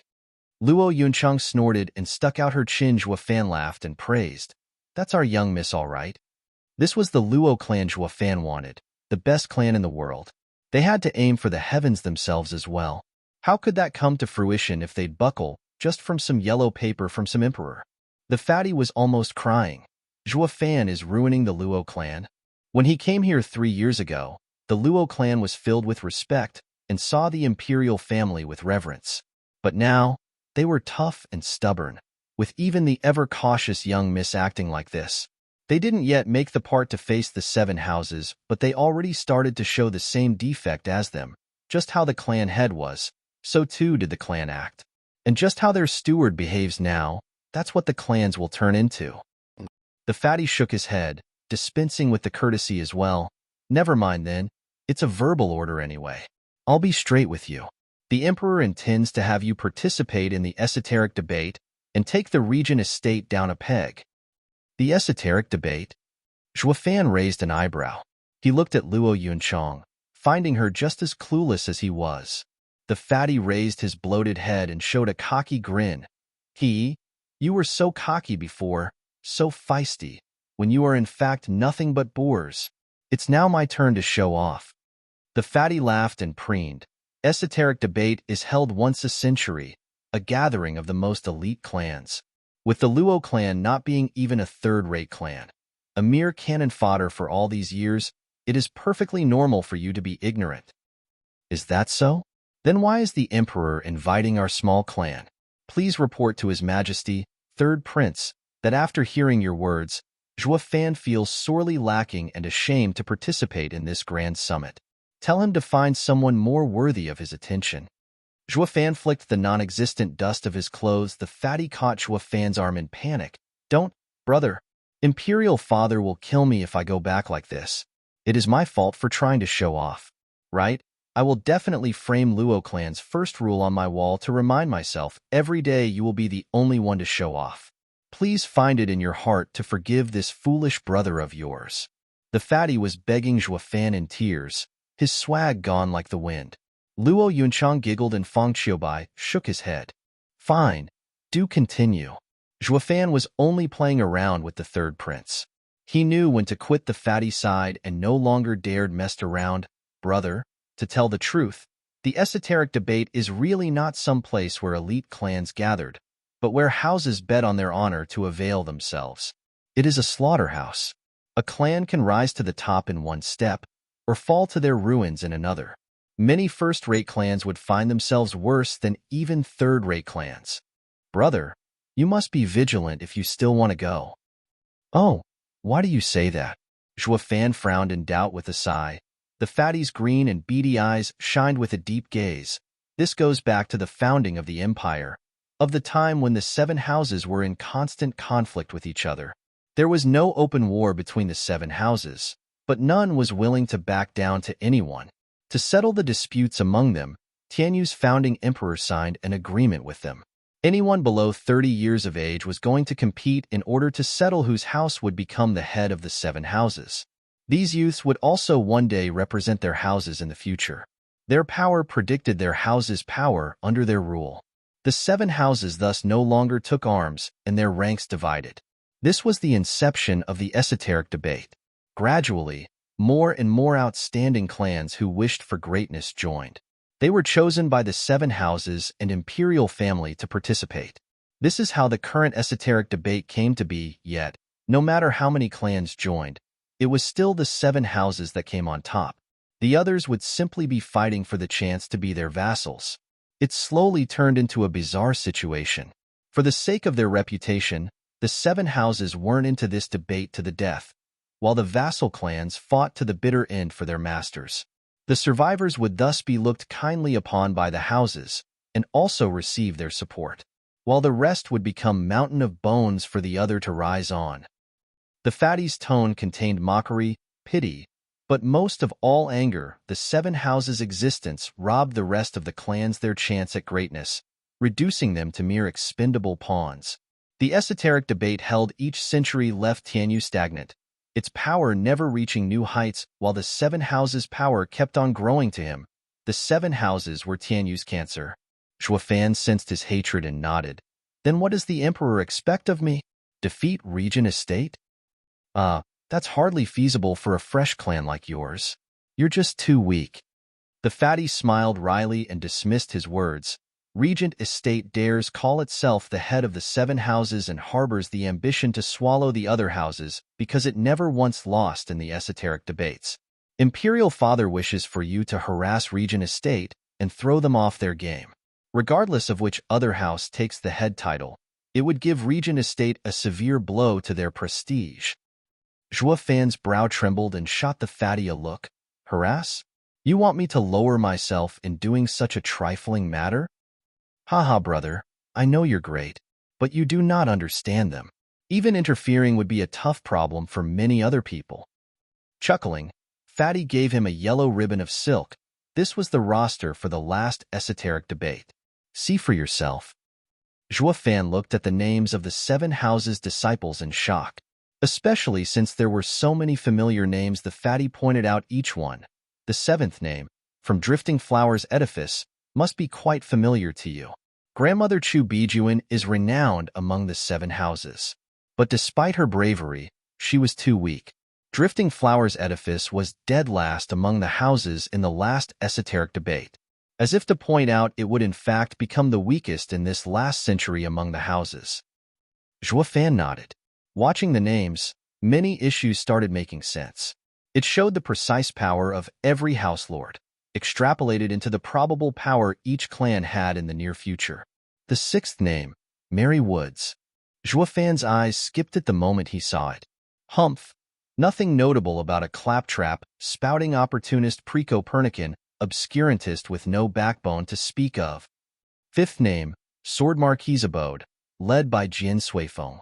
Zhuo Fan's eyes twitched and frowned. Since Sword Marquis Abode came in 5th, then its power was also in 5th among the houses. The next name had him widen his eyes. 4th, Veiled Dragon Pavilion with Long Jiao and the other elders. 3rd, Hell Valley, with Yugiki participating as well. 2nd, Pill King Hall's group led by Vicious Pill King. And 1st, of course, was Regent Estate. Zhuo Fan's heart sank. All his allies were dead last, while the top ranks were held by Regent Estate's loyal dogs. They were not only weaker than the head, but weaker than everyone else. Picking up on his thoughts, the fatty laughed and patted his shoulder. Ha ha, there's no need to fret, brother. Thanks to your evil ways, these houses' power is no longer what it used to. What do you mean? Zhuo Fan's eyes shined. He knew he wrecked Hell Valley, but what of Pill King Hall? Fatty chuckled. The ranking of the last esoteric debate is like this because of some amazing figures that appeared at the time. Hell Valley's 3rd spot was all thanks to 5th Elder. Diamondback Ape's power pushed back Veiled Dragon Pavilion's 3rd Elder in accordance with Yugiki's master plan. Without these two, Hell Valley would be far weaker than Veiled Dragon Pavilion. Then there's Pill King Hall in 2nd place. They had Vicious Pill King to thank for that. His poison was so deadly no one dared approach him.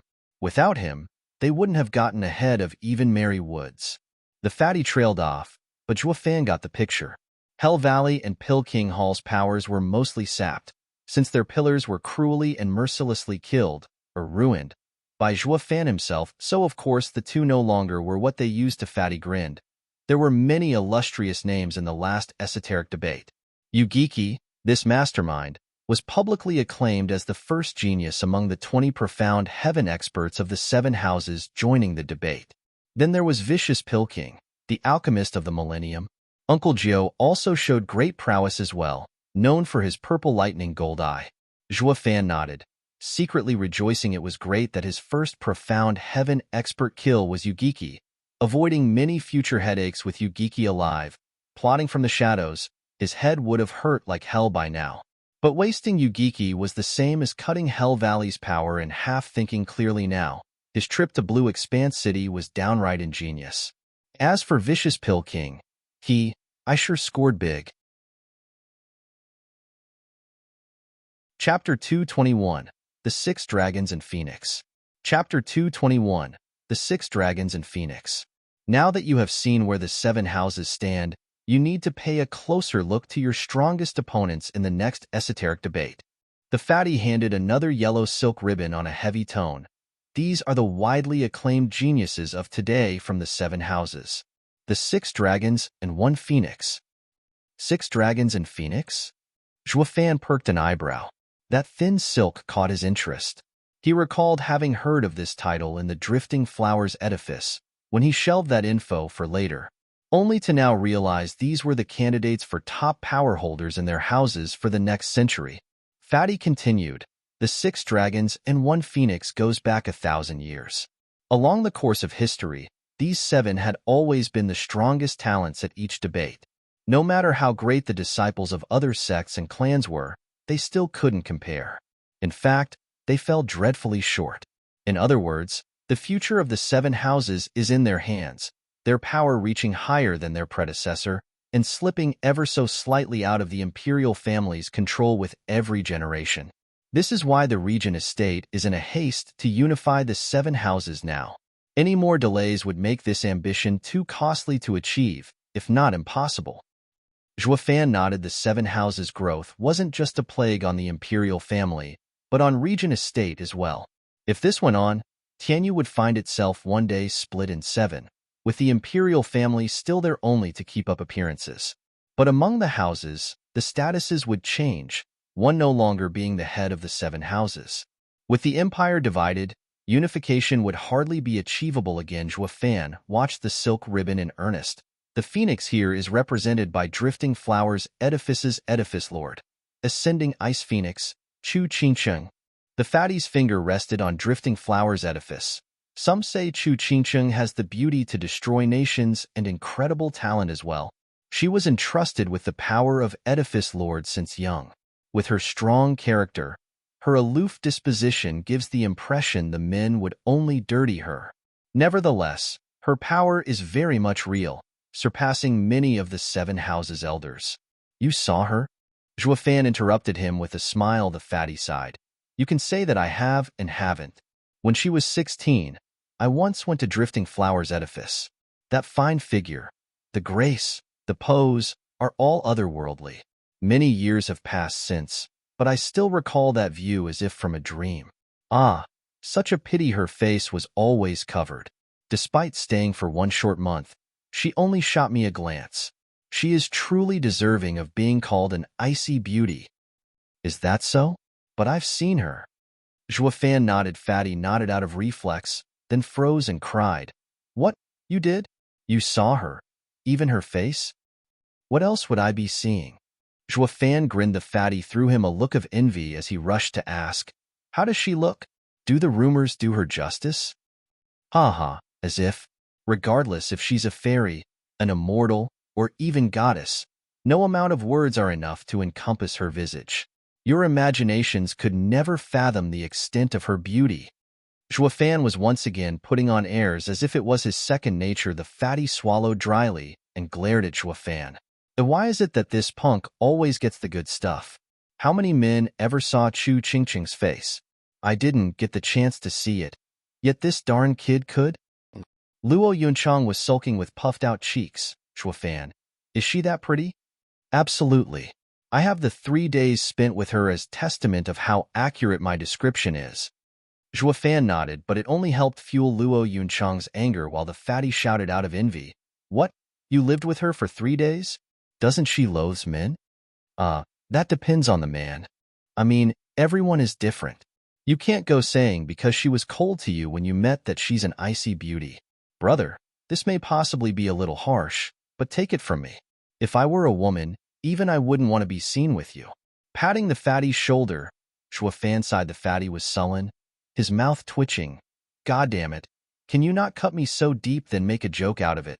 Although, Zhuofan's eyes sharpened, Chu Qingcheng's talent truly is amazing, but it may not be as monstrous as you'd think. She couldn't even beat Huangpu Qingyun. If these 6 dragons 1 phoenix are the same, I can handle them easily. Zhuofan was pretty darn egotistical, yet the fatty didn't jump to criticize him.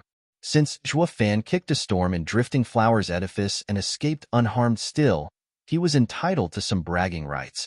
It was now that the ever-silent Feng Qiubai coughed. Kid, if you really think so, you'd have the shock of your life 5 years later in the esoteric debate. Oh, what makes you say that? Zhuofan raised an eyebrow. His eyes snapped on the divine dragon. Feng Qiubai squinted. Having been to Drifting Flowers Edifice in person, you must know by now their situation. I've met that girl as well. Her talent is outstanding, but the chaos around her had stalled her cultivation, making her fall behind other houses' disciples. You said that she couldn't match Huangpu Qingyun, but let me tell you this. When Chu Qingcheng was 20 and fought Huangpu Qingyun, I happened to be the judge. How do you think it ended? Zhuofan frowned. Ha ha ha. Huangpu Qingyun suffered a total defeat in one move. Feng Qiubai laughed. I could see then that this girl's talent surpassed a divine dragon's, and the other house's disciples are no different. Zhuofan nodded, not daring to slight them again. Furthermore, with Drifting Flowers Edifice having regained Chu Bijuan's support, that girl can now focus on cultivating. I am eager to see how far she can reach in 5 years' time. But the other house's disciples will most likely go even higher. I look forward to see this time's esoteric debate. Ha ha ha, Feng Qiubai laughed at the sky. Fan gasped, his gaze unprecedentedly hard. If there's any truth in Feng Qiubai's words, then these 6 dragons and 1 phoenix will probably exceed my clan's elders by then. He was going to face the same level of freak as him. Fatty nodded, seeing Zhuo Fan's dead serious face. Among the 6 dragons, Mary Woods has the forest fleeting dragon, Lin Xianfeng. Mary Woods has the most uncanny speed among the houses, and Lin Roofing's is even more so. He fleets about the trees like the wind, gone before you even know it. From Sword Marquis's abode hails golden armored sword dragon, Xie Tianshang. Sword Marquis's abode is an item refining house, also specialized in sword arts. Xie Tianshang is many times stronger than his younger brother, Xie Tianyang, a true sword genius. Sword Marquis's abode's sole profound ranked martial art, flowing space's 9 forms, is so intricate that many elders can't even grasp it fully their entire lives. Then they say that this kid had done it at 9, unconceivable. Zhuo Fan listened engrossed as the fatty got him acquainted with every dragon.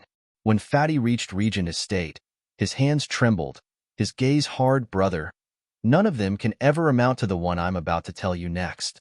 Regent Estate's eldest young master, heaven-shaking dragon lord, Huangpu Qingtian. Taking a deep breath to compose himself, Fatty resumed, his younger brother, Huangpu Qingyun, you've met. But if you compare the two, the younger brother looks totally average, and the same goes for the 5 dragons. This is the true genius among geniuses, a freak among freaks. And it is this man we know the least about. But one thing is certain, the 5 dragons and 1 phoenix are not his match. Zhuo Fan's eyes widened. His heart jumped.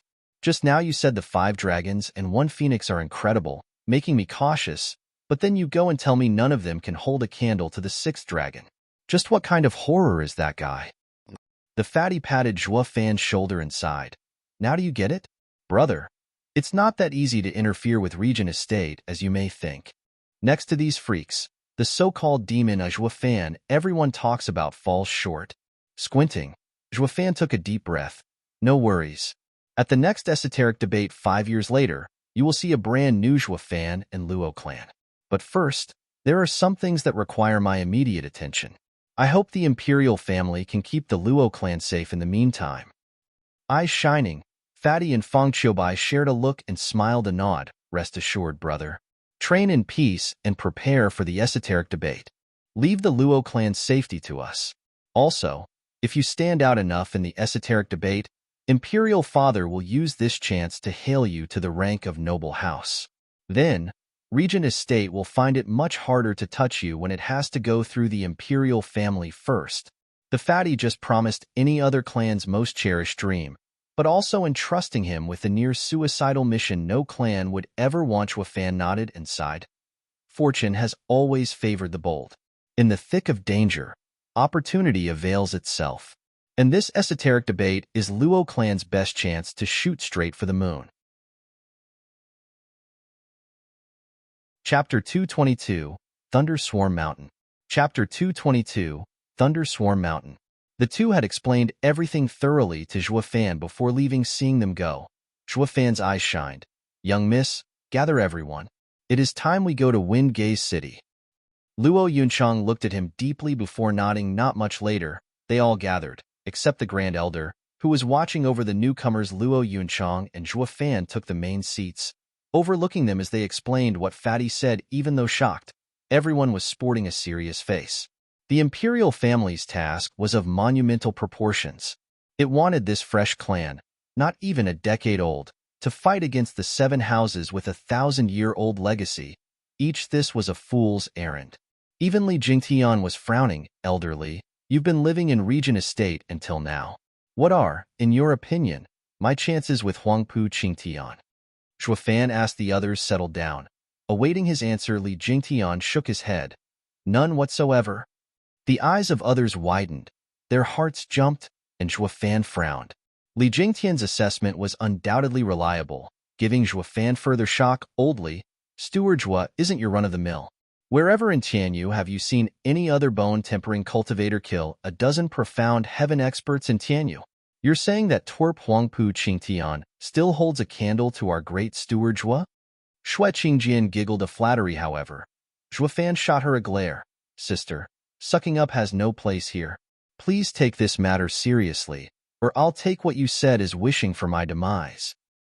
Xue Qingjian zipped her mouth on the spot. She could feel the coldness in Zhuofan's tone. This also made the others tremble. The usual rampant and obnoxious Zhuofan actually knew to be cautious at crucial times. His act earned their admiration. He wasn't one influenced by some cheap words of flattery, keeping his cool when it was needed. The mostly Jingtian secretly approved. Steward Zhua, to be blunt, Third Prince and Fang Qiubai didn't see the real him, only speaking based on mere hearsay. But even if they had seen him, they'd have the same impression. Poise of a king and a talent of a freak. Zhuofan squinted. Go on. As Elder Xue mentioned, Steward Zhua's bone-tempering cultivation is enough to kill profound heaven experts. But I feel the need to enlighten everyone here that Steward Zhua isn't the first to have done this. 10 years ago, Huangpu Qingtian, in his second layer of bone-tempering stage, easily defeated Regent Estate's profound heaven elders. As you all know, their elders are unlike Yugiki and the others. Every one of them trained in imperial tyrant body art. How is that possible? Even Zhuofan couldn't help but cry out. His victories over profound heaven experts were thanks to his lightning wings and diamond sandbody. He never thought it possible for a second method to exist and to making another reach such power. Li Jingtian read this from his reaction and smiled dejectedly. They are the freaks roaming this world. It's as if they were born to trample everyone else under their feet. Before I left, he had always been under the High Venerable's tutelage, and I am unsure of his progress. But no question about it, he is in the profound heaven stage just as Huangpu Qingyan, at least in the 5th layer. His real power is hard to fathom. Up to this point, Zhuofan had been in a constant frown. He never once saw it possible for one man's exceptional talent to reach such an incredible level. Thus, he refused to believe one man's talent could be so monstrous. Taking into account old Li's opinion, does this mean Steward Zhua has not even a glimmer of hope in beating him? Qiu Yinhai turned to Zhuofan in worry. He was no longer hating Zhuofan for forcing them to join. On the contrary, he was completely grateful. Without Zhuofan, he and Xue Qingjian wouldn't have grown so powerful so quickly. Zhuofan was their matchmaker and was worried for his safety. Chuckling, Li Jingtian said, that may hardly be the case. What I spoke of was in terms of strength. It just means Steward Zhua is unable to face him head-on. Others are clueless to Steward Zhua's tricks, but which elder among us isn't clear on how he operates? Remember how every one of us joined the Luo clan? They all looked at each other and burst out laughing.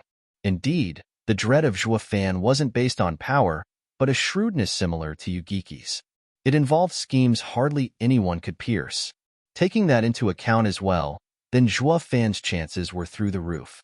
Yin Song praised, this esoteric debate may very well be the strongest since its inception. Thank my lucky stars I joined the one last century, or I may as well turn into cannon fodder in this one. The others cracked up again, to which Zhuofan just smiled. But one name carved itself in his heart, Huangpu Qingtian. Elders, do any of you know of a place with thick thunderclouds in Tianyu? One voice spoke. Why does Steward Zhua ask? With a flash, Zhuofan held a flickering egg. He smiled. This is why. 6th level spiritual beast. Thunder Skylark's egg. They all cried in shock. Li Jingtian watched Zhuofan in envy. Hee. Steward Zhua has many hidden treasures, even a 6th level spiritual beast's egg. If it hatches, we will have a beast that will even give a radiant stage a run for his money. Yeah, we toiled long and hard, yet only managed to get 5th level spirit animals. Who knew Steward Zhua would hold a 6th level spiritual beast? This is a rare treasure even for a radiant stage. Steward Zhua's methods are flawless. Xue Qingjian and Qiu Yinhai admired him with a dismissive wave. Zhuofan smiled. Please, enough with the buttering. I only obtained this egg through chance. And because it was damaged, I had to go to Drifting Flowers edifice and use Bodhi Jade sap to restore it. Then various things cropped up and had no time to mind it. Only recently I managed to restore it. But to make it hatch, I must find a place with thick lightning bolts. Easy, just set up a thunder gathering array. Shui Qingjian shrugged. Zhuofan shot her alternative option on the spot.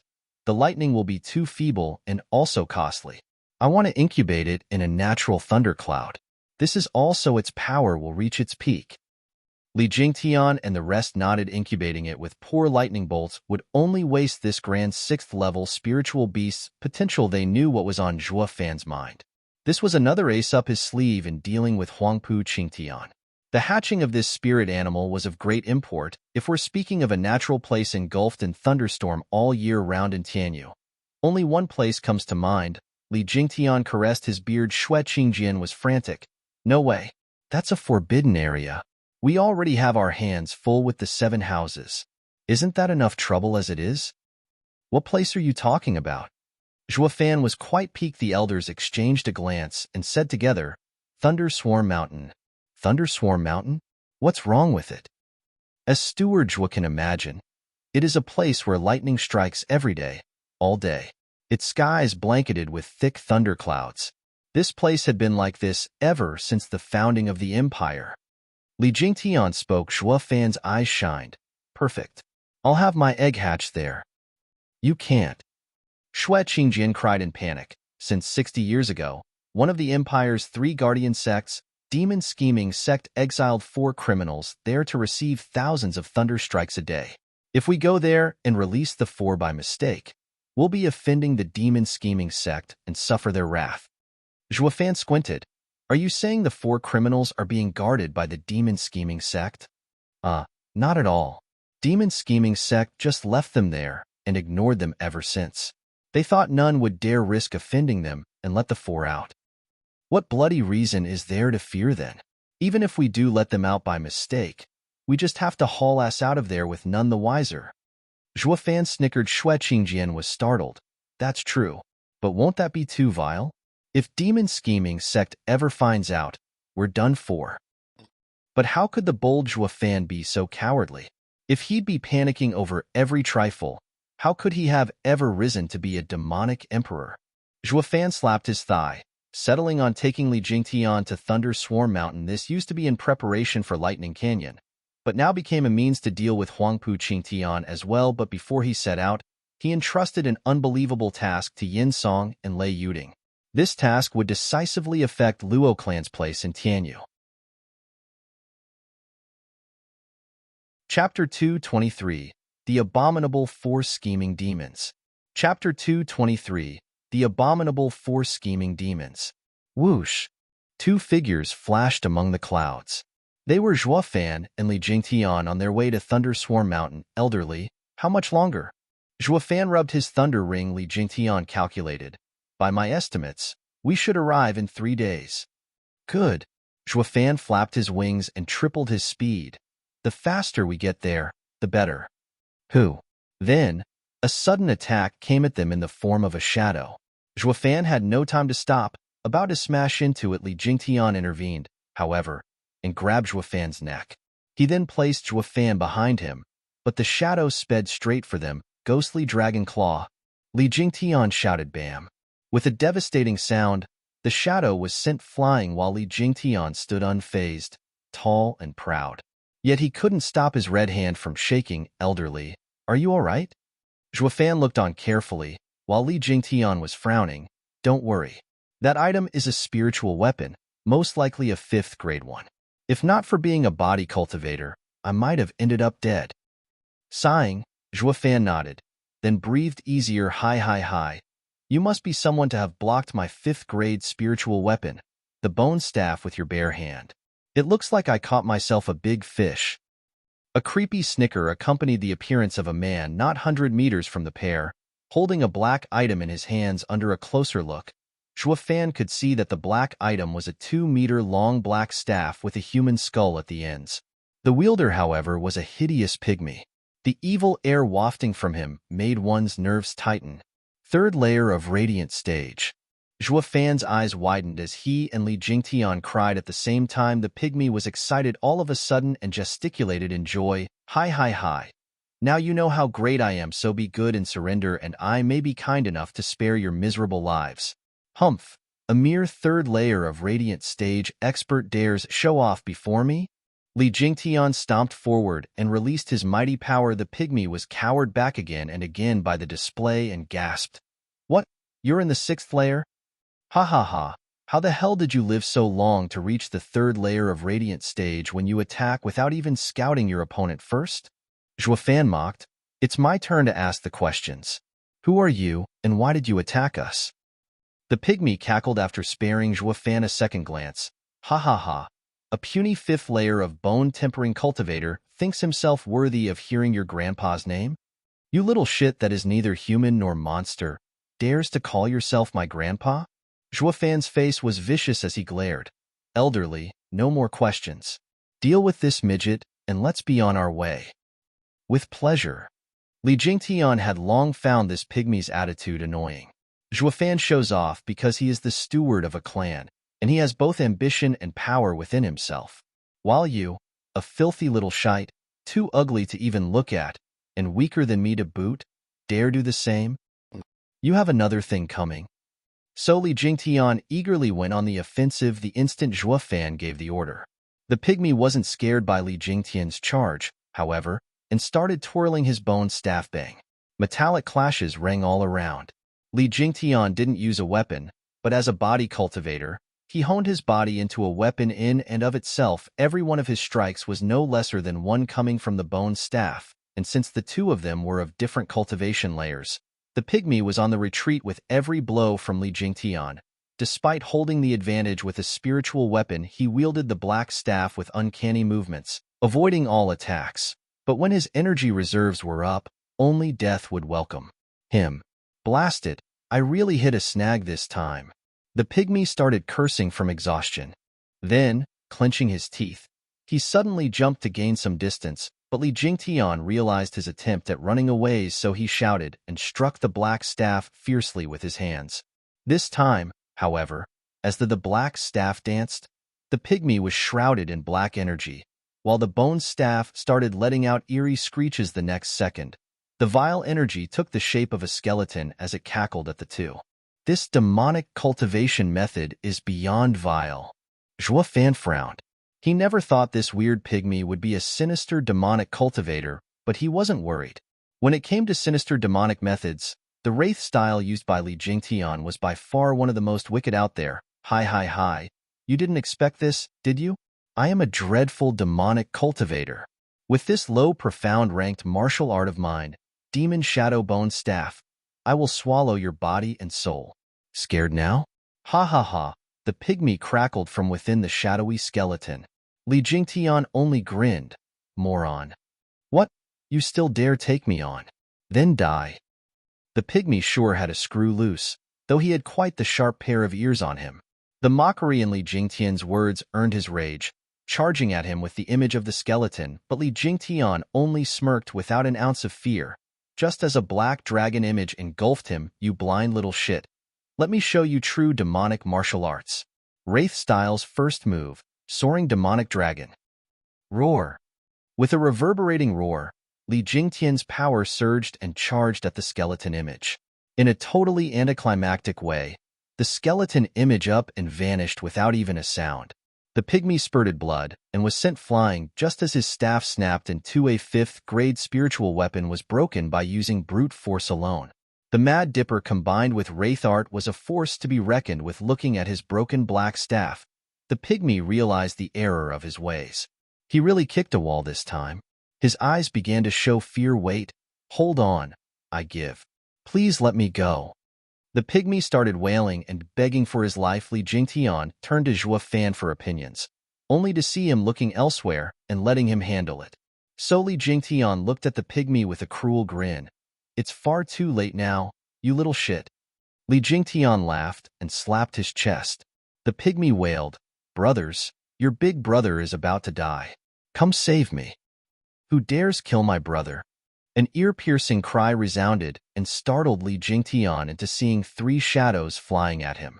They were on him in a flash. The 3 launched attacks at the same time, forcing him to jump next to Zhuofan, but the sight of them had Zhuofan and Li Jingtian slackjawed. Before there was 1 and now there were 4 pygmies. Though there were differences here and there, despite how ugly they all were, one was sharp, one was wretched, and the last was shy. Now that the three helped the first pygmy up, he regained his brash tone and started cackling, "Ha ha ha. So now you're scared since my brothers are here?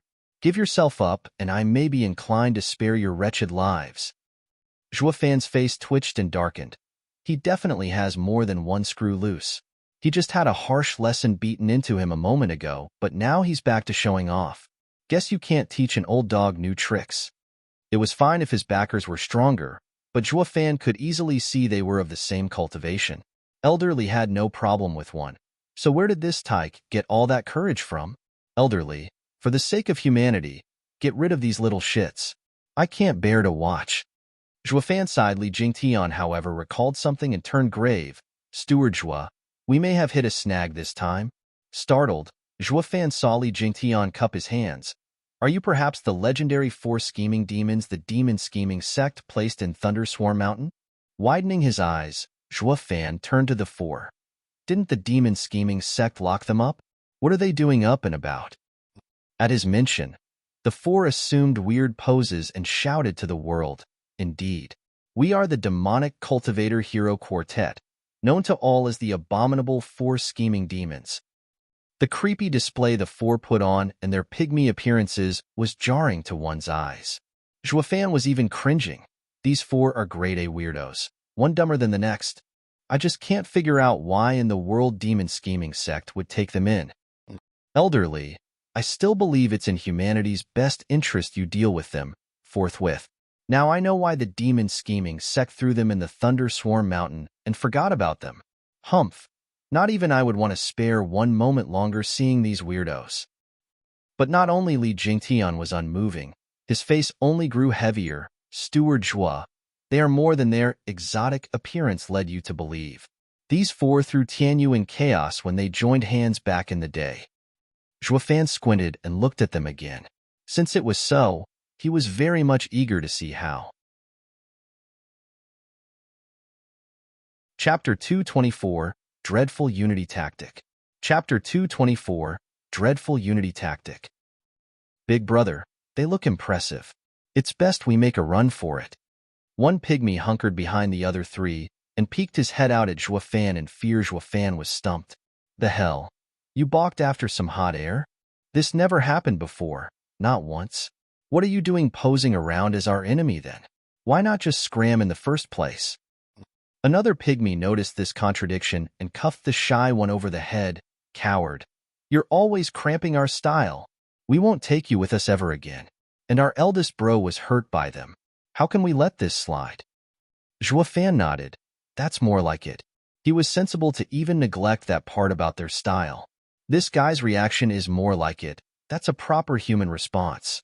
But that thought didn't finish forming as the pygmy added another slap. And even if we don't get revenge for old bro, how are we going to get compensation for getting his bone staff ruined? They have to pony up. The pygmy was then holding the halves of the black staff close to his heart. On the verge of crying, Zhuofan's face twitched and darkened. His previous thought was wiped clean off his mind. I stand corrected. They're inhuman. You don't care about your elder bro's wound, and yet you cry over some junk?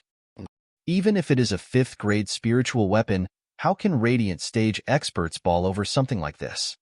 In the end, the eldest pygmy ignored his moronic brother's senseless talk and shouted as he hit their heads, "God damn it. I didn't call you over to squabble, but to fight. I'll lead and you follow." He then charged at Zhuofan, an elderly. But on his second step, his wounds flared and he spat blood. Even so, his eyes were fixed on Zhuofan. Attack.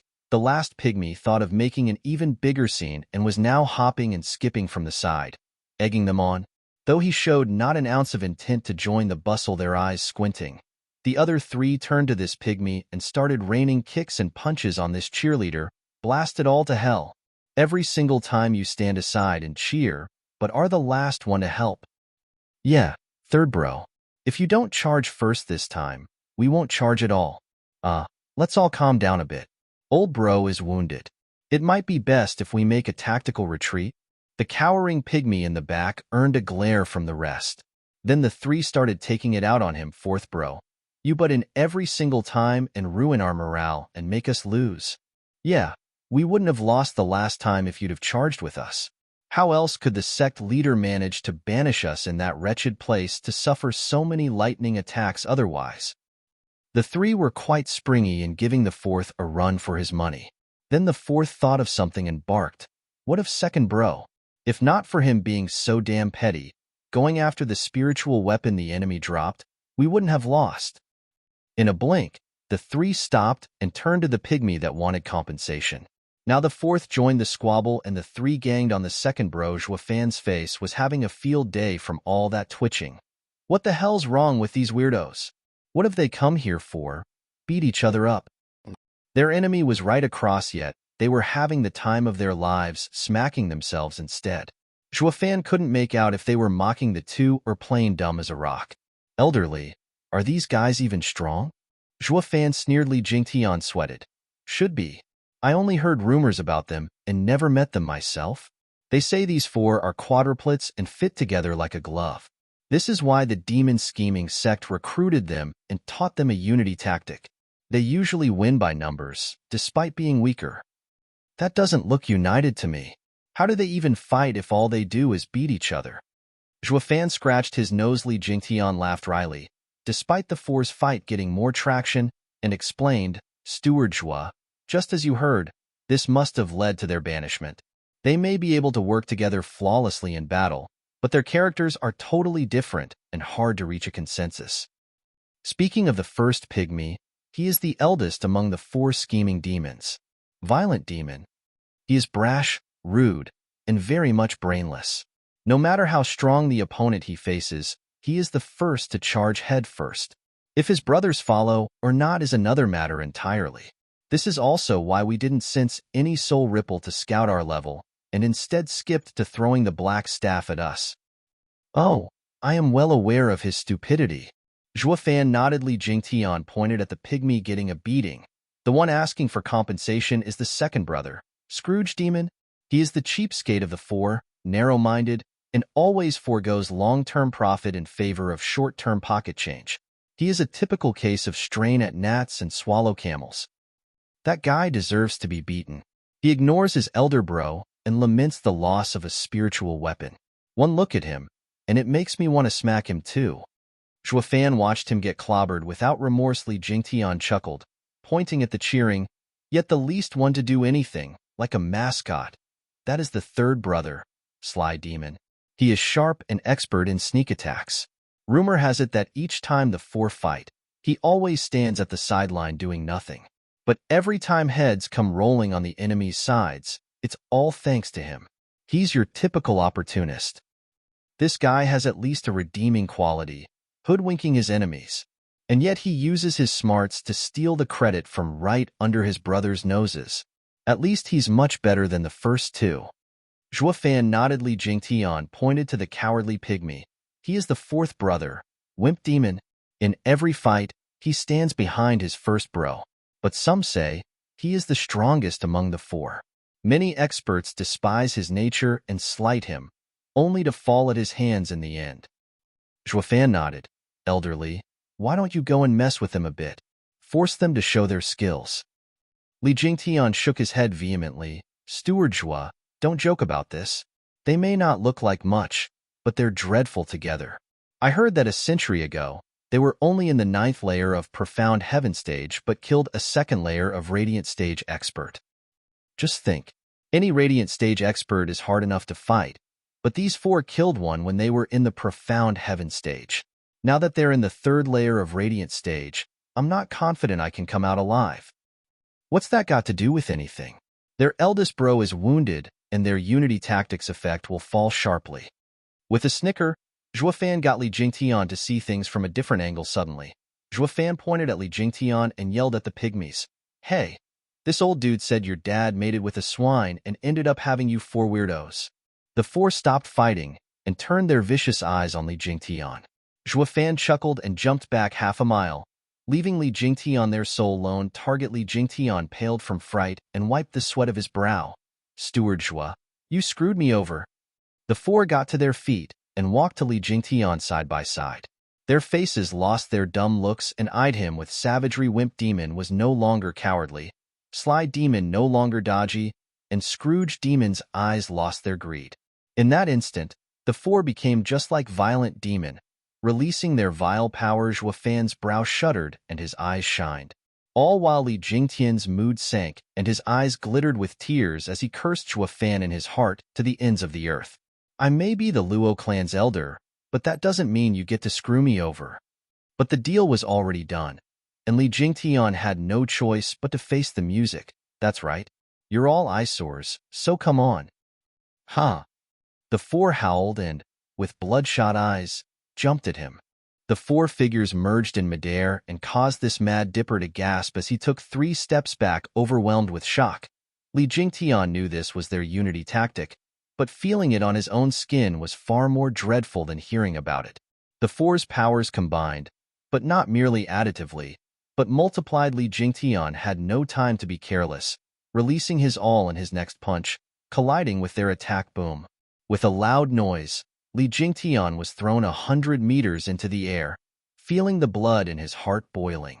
Yet the 4 savage figures didn't stop for a second. Curses. You want to go head-to-head? Fine then, bring it. Li Jingtian held the 4 demons in fear, but once the fight started, his martial fanatic self reared its head. He was no longer afraid, but laughing. Wraith Style's first move, Soaring Demonic Dragon. Roar. A draconic roar echoed, and Li Jingtian was enveloped by a black dragon's image. In his unparalleled state, he charged at the 4 scheming demons this time. Li Jingtian, with the help of his profound ranked martial art, had gained enough power to overwhelm the 4's combined vile energy. The 4's eyes widened, not expecting Li Jingtian to be so amazing. Ah, we're finished. Despite saying so, when they were about to collide with Li Jingtian, they snickered. Hi, that's enough playing. In that instant, the strange united attack up and vanished before Li Jingtian, making his attack hit not but air at the same time. Figures appeared around him that escaped the detection of his discerning field. Only a creepy snicker reached his ears, as if to prove he was surrounded. Zhuo Fan's eyes widened from the side and trembled. Something is definitely off about them. Chapter 225, Necro Dragon ScreeChapter, shakes the 4 demons. Chapter 225, Necro Dragon Screech shakes the 4 demons. Hi. Among the cawing-like laughter, Li Jingtian's eyes darted to the afterimages popping around him with all the seriousness he could muster.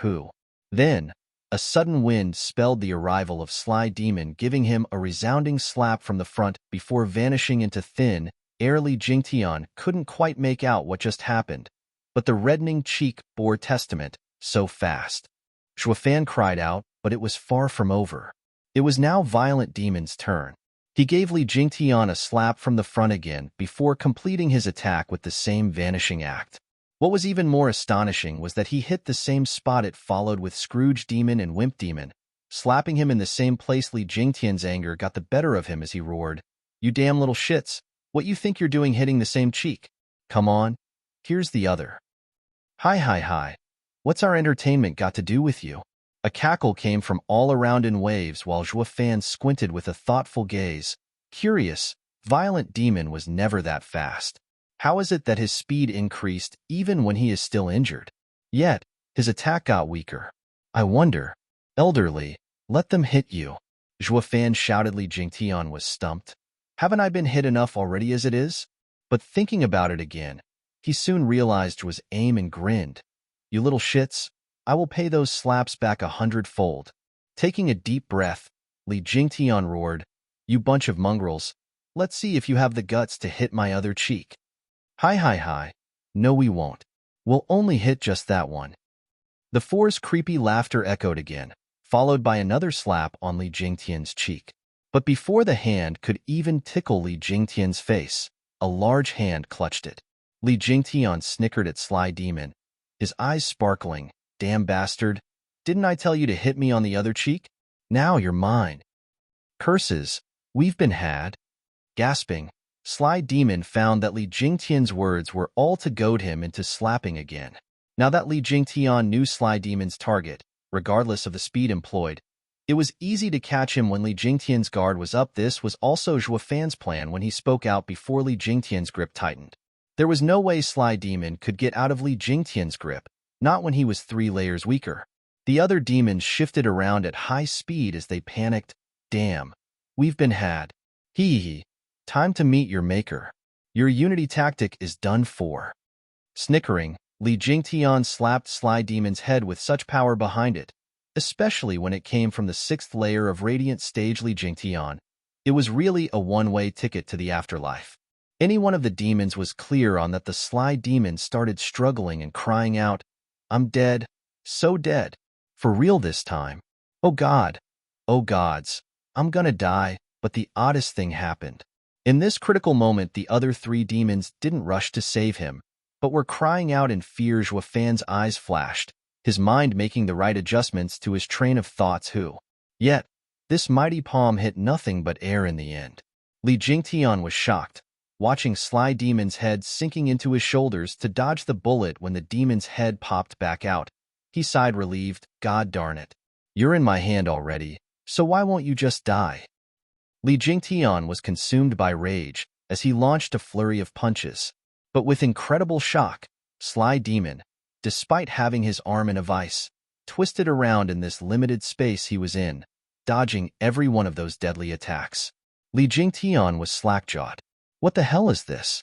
What kind of movement is that? But what truly took the cake was the 3 demons around still crying around in fear, but were not lending Sly Demon any helping hand. Were they abandoning him or confident in their brother's power? In a blink, Li Jingtian was at a complete loss. These 4 scheming demons were freaks in the truest sense of the word. Elderly, watch out. Zhuofan warned, and Li Jingtian saw the other 3 demons flying at him, but their speed was far from fast as before, giving Li Jingtian time to react. As his hands still held onto Sly Demon, his legs swept. But what happened next was downright bizarre. The 3 demons actually closed their eyes in fear, then leaned back to dastardly avoid the kick, while still going straight for Li Jingtian. What the hell? What just happened? Not only can I not make sense of anything they're doing, I can't even anticipate their moves. One minute they were charging in with all bravado. The next they were flitting all over the place in fear, but one thing was certain, they were on the advantage. With a cry, Violent Demon grabbed Li Jingtian's hand that held Sly Demon and chomped. Li Jingtian let go from the pain, and Sly Demon rejoiced in his newfound freedom. The 4 demons then returned into circling Li Jingtian at high speeds and letting out eerie laughter. He may be a martial fanatic and fearless in face of adversity, but fighting these 4 demons had him at his wit's end. He couldn't make heads or tails when they were weak or strong. It was like hitting frickin' cotton. The 4 noticed his predicament and laughed as they charged. Brothers, let's fleece this guy and shame him thoroughly. Oh! The other cheered, and Li Jingtian turned serious, eyeing the afterimages around him. But then, they up and vanished, appearing instead as hazy images, as if ghosts from the underworld. Li Jingtian punched. He hit nothing, of course, while the ghosts wrapped around his body. In a blink, his jacket and storage ring left him soundlessly, as if swallowed by those gray ghosts. When the ghosts drew away, they once again let out creepy laughter. Li Jingtian was left in flimsy undergarments, watching his surroundings in shock. I see. So this is their unity tactic, as expected from a demonic skill, striking at the heart of things.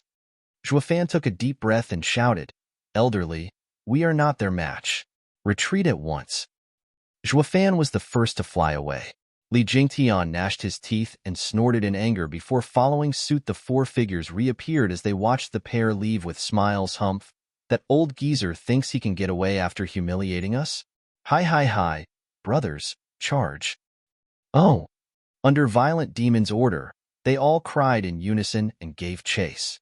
They were not in the least bit slower than Li Jingtian, perhaps even faster. Li Jingtian threw a look back and paled as he arrived next to Zhuofan. They are clearly in the 3rd layer of Radiant Stage, so how are they surpassing my speed? They'll soon be upon us. No worries, that's only the 3rd brother's cultivation method, which focused on speed alone.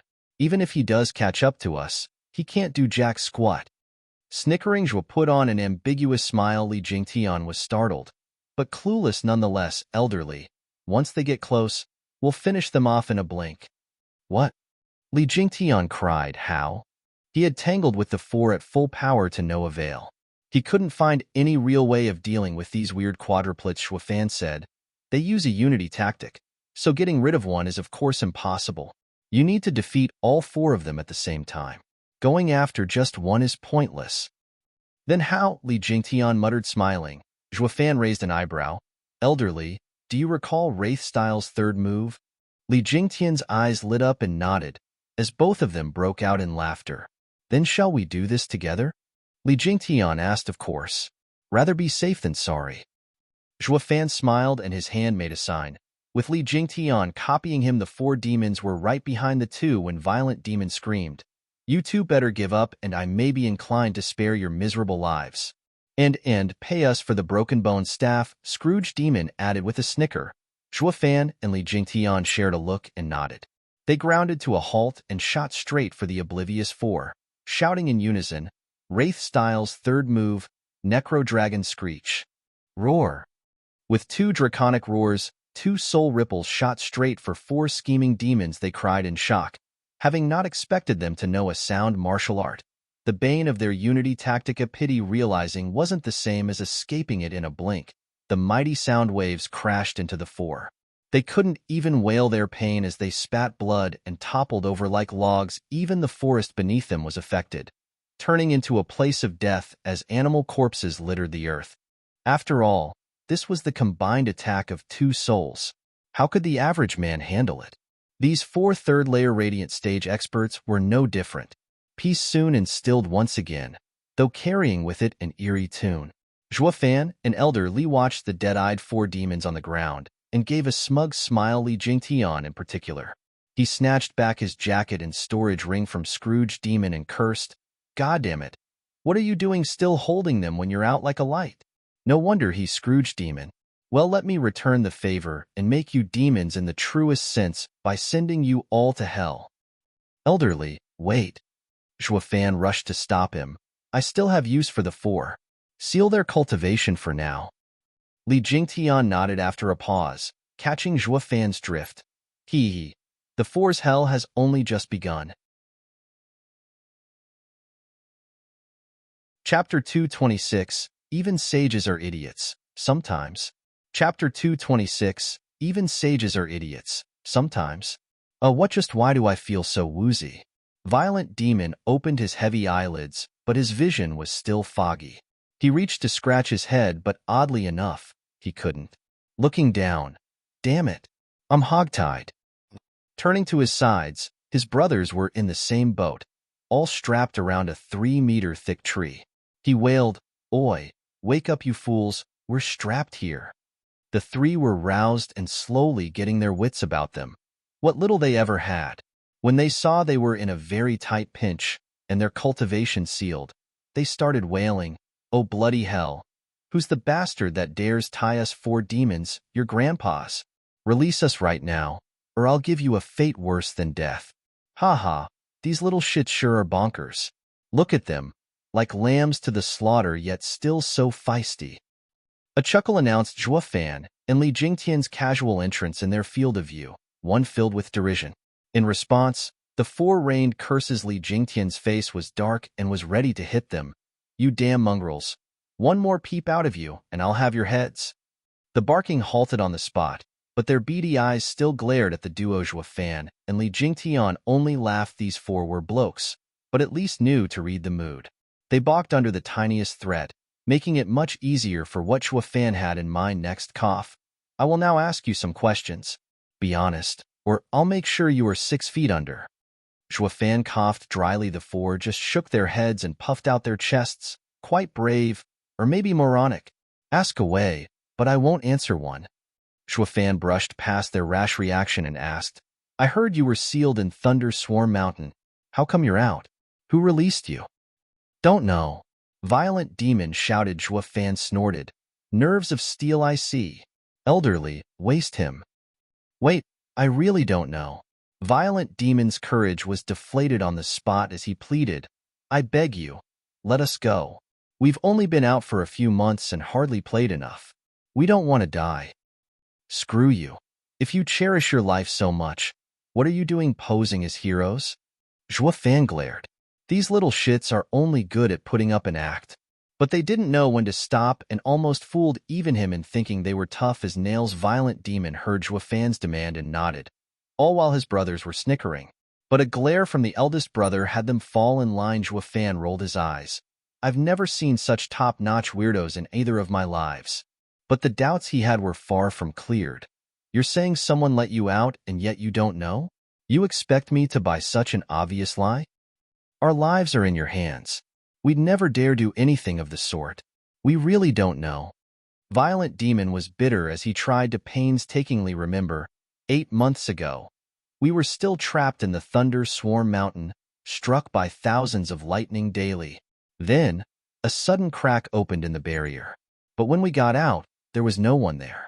So we went about doing the usual, killing, burning, pillaging, ruining some cities and clans, you know, the works. Hold up. Why on earth did you start doing that anyway? Juafan blinked. The four looked at each other and sneered, with Violent Demon growing cocky in his creepy laughter. I can tell with one look you're a bookworm and narrow-minded. We are demonic heroes. What demonic cultivator out there doesn't pillage? The more we kill, the evilier we are, the further we walk on the demonic path. And our demonic hero's life will thus find its glorious meaning. For lunatics is more like it, Li Jingtian mocked. Juafan scratched his nose, getting pissed as well. You're the narrow-minded ones? I have studied the demonic path my entire life, even becoming the demonic emperor. And then here you are telling me I'm the shallow one when it comes to it? At the end of it all, the so-called demonic path comes down to one word only, selfishness. Any and all demonic cultivators are cool-headed, working only to further their benefits by any means necessary. In fact, pillaging is against our path. For us, this is only a means to an end, not our purpose. But these four blokes turned the method into a purpose. They couldn't be more wrong. If the demon path goal was this, then the entire world would have long turned on them and wiped them out. Just why the hell did the demon scheming sect even take them in? Juafan held his head, not bothered to waste any more time with these blokes. But his heart was in doubt. Just who released them? And why? He thought for a while but found no answer. Juafan continued, Why did you attack us then? Who told you to? Dumb luck. Violent Demon mumbled. Juafan shook his head. Elderly, waste him. Wait, I'm being honest here. Violent Demon looked at Juafan on the verge of crying. Why is this lil bro so bent on wasting people? He was even more violent than even himself. That's the truth of it. Since our escape from Thunder Swarm Mountain, we laid 4 cities to ruin and killed around 500,000 people. We soon found ourselves bored, and were about to choose our 5th city to waste when we met an imp at some point and made a bet with him, who knew we'd lose and had to promise to look for ingredients in his stead. And where were we supposed to find it? Robbing people, of course. Especially those in the profound heaven stage or above. Their rings must be loaded with ingredients. So, you saw us flying there and just up and threw your black staff at us? Juafan stared Violent Demon down, looking for lies and forcing him to squeeze a nod. We thought we'd find plenty of good stuff and complete the bet, but who knew we'd fail right at the start? Such a dumb luck, wah. Violent Demon started bawling like a kid, which threw the other 3 into doing the same. Juafan and Li Jingtian were stumped. These little twerps are weirdos, no kidding. One minute they were savage, the next they played the victim, like wrong children. Fine, don't cry. Whoever cries, I'll waste him. Juafan shouted, and the tears grounded to a halt. Juafan shook his head inwardly. I just can't tell when they're being real or just faking it. But he still had some doubts that needed clarified. You guys know when to concede having lost a bet? Of course.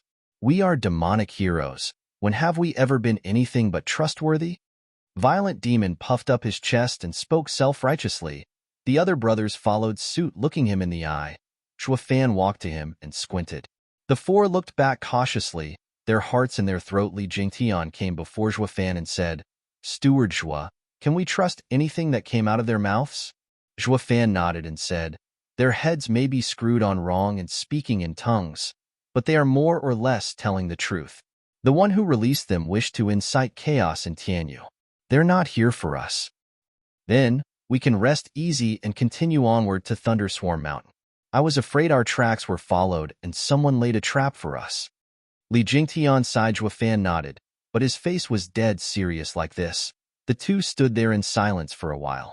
Zhuofan was mulling over something and Li Jingtian stayed nearby so he wouldn't disturb. As for the four demons, they were watching the duo nervously, worried for their poor lives. Finally, Li Jingtian couldn't help but voice his confusion. Steward Zhua, are you thinking about our trip to Thunderswarm Mountain, or how to deal with these guys? Ha ha ha. Since these little guys' interference wasn't on purpose, then Thunderswarm Mountain will be safe. As for these weirdos, I'm of a mind to recruit them. It just so happens that I have a unity tactic on me that suits them like a glove. Zhuofan smiled. Li Jingtian nodded. I knew Steward Zhua is lenient and found them appealing. But, Steward Zhua, don't you need to think it further? You may offend the demon scheming sect if you take them. Hardly.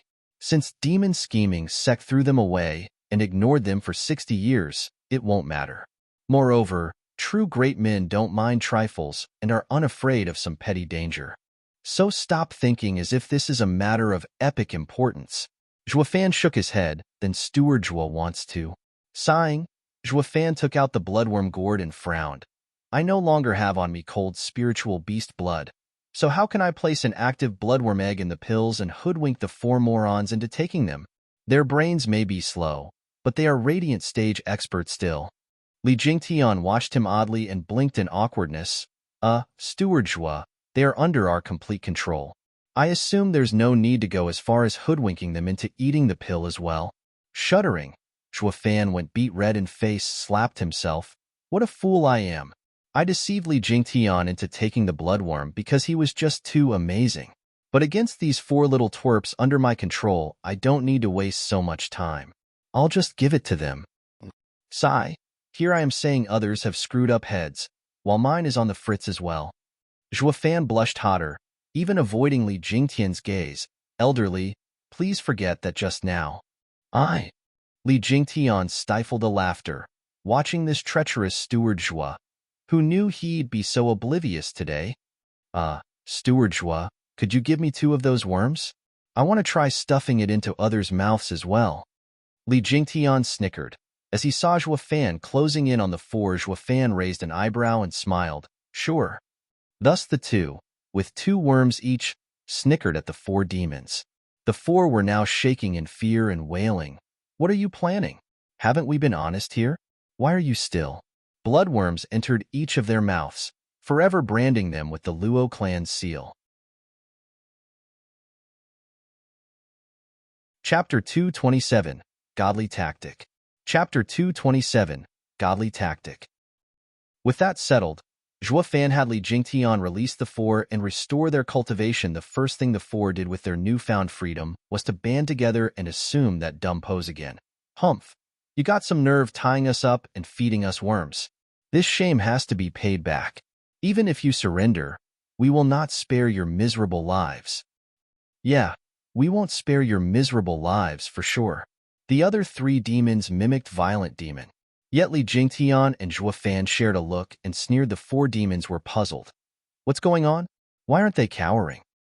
Before they could make sense of anything, a blood mark appeared on their heads and threatened to burst their skulls like a balloon. The 4 forwent their haughty attitude in favor of rolling on the ground and holding their heads, all while their eyes threatened to explode from how bloodshot they were. Zhuofan sauntered over and sneered. Then, explained the deal with the bloodworms.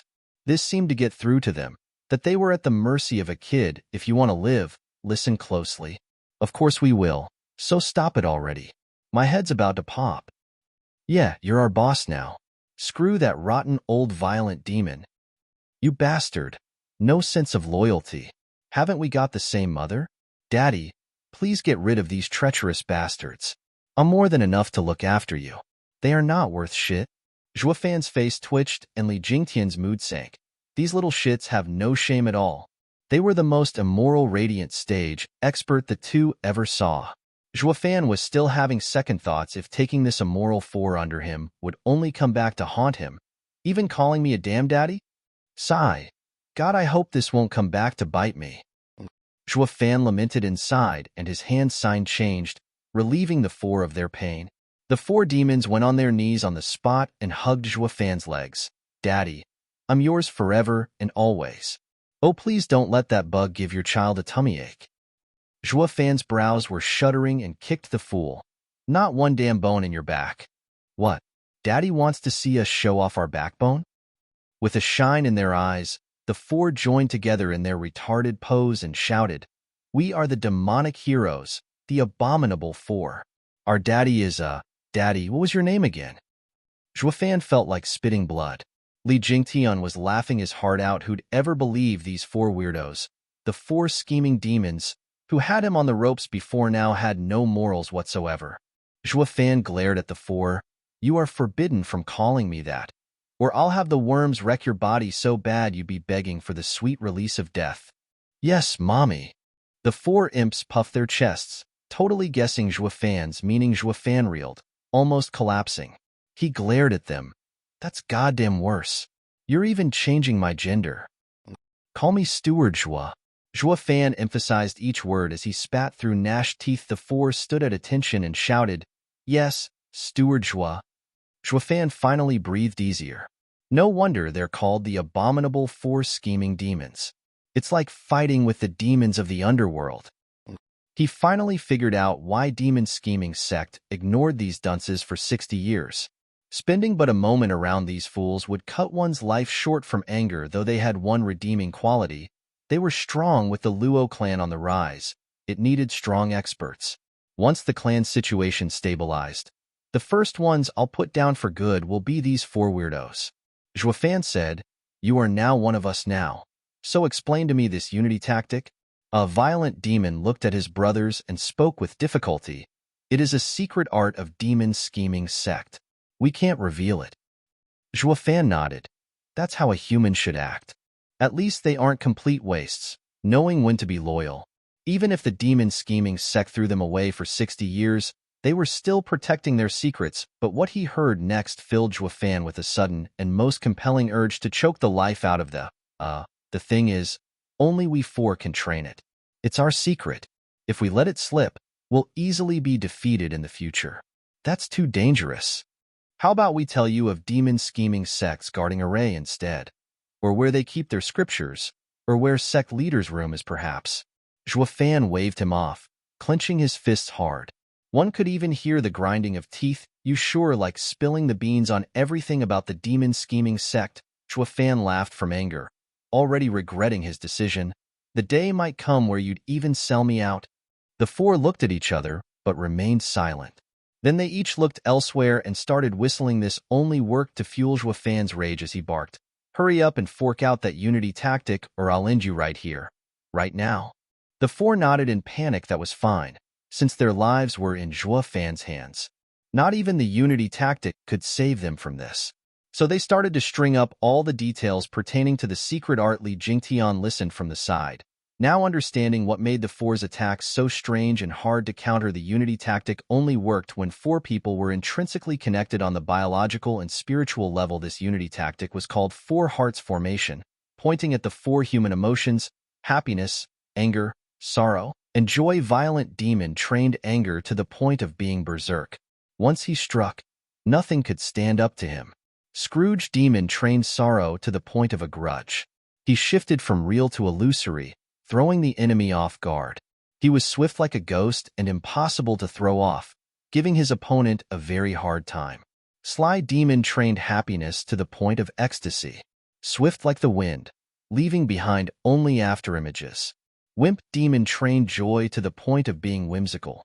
And since he was also cowardly by nature, he reached the peak of defensive arts. In short, the eldest brother was in charge of power, third bro in charge of speed, second bro and fourth bro in charge of movement arts. But even they were different, with second bro in charge of attacking movements while fourth bro with defensive ones. If any four people train like this, they'd end up as waste, with only the eldest bro having enough power to do some damage. The other three couldn't do anything to their enemy.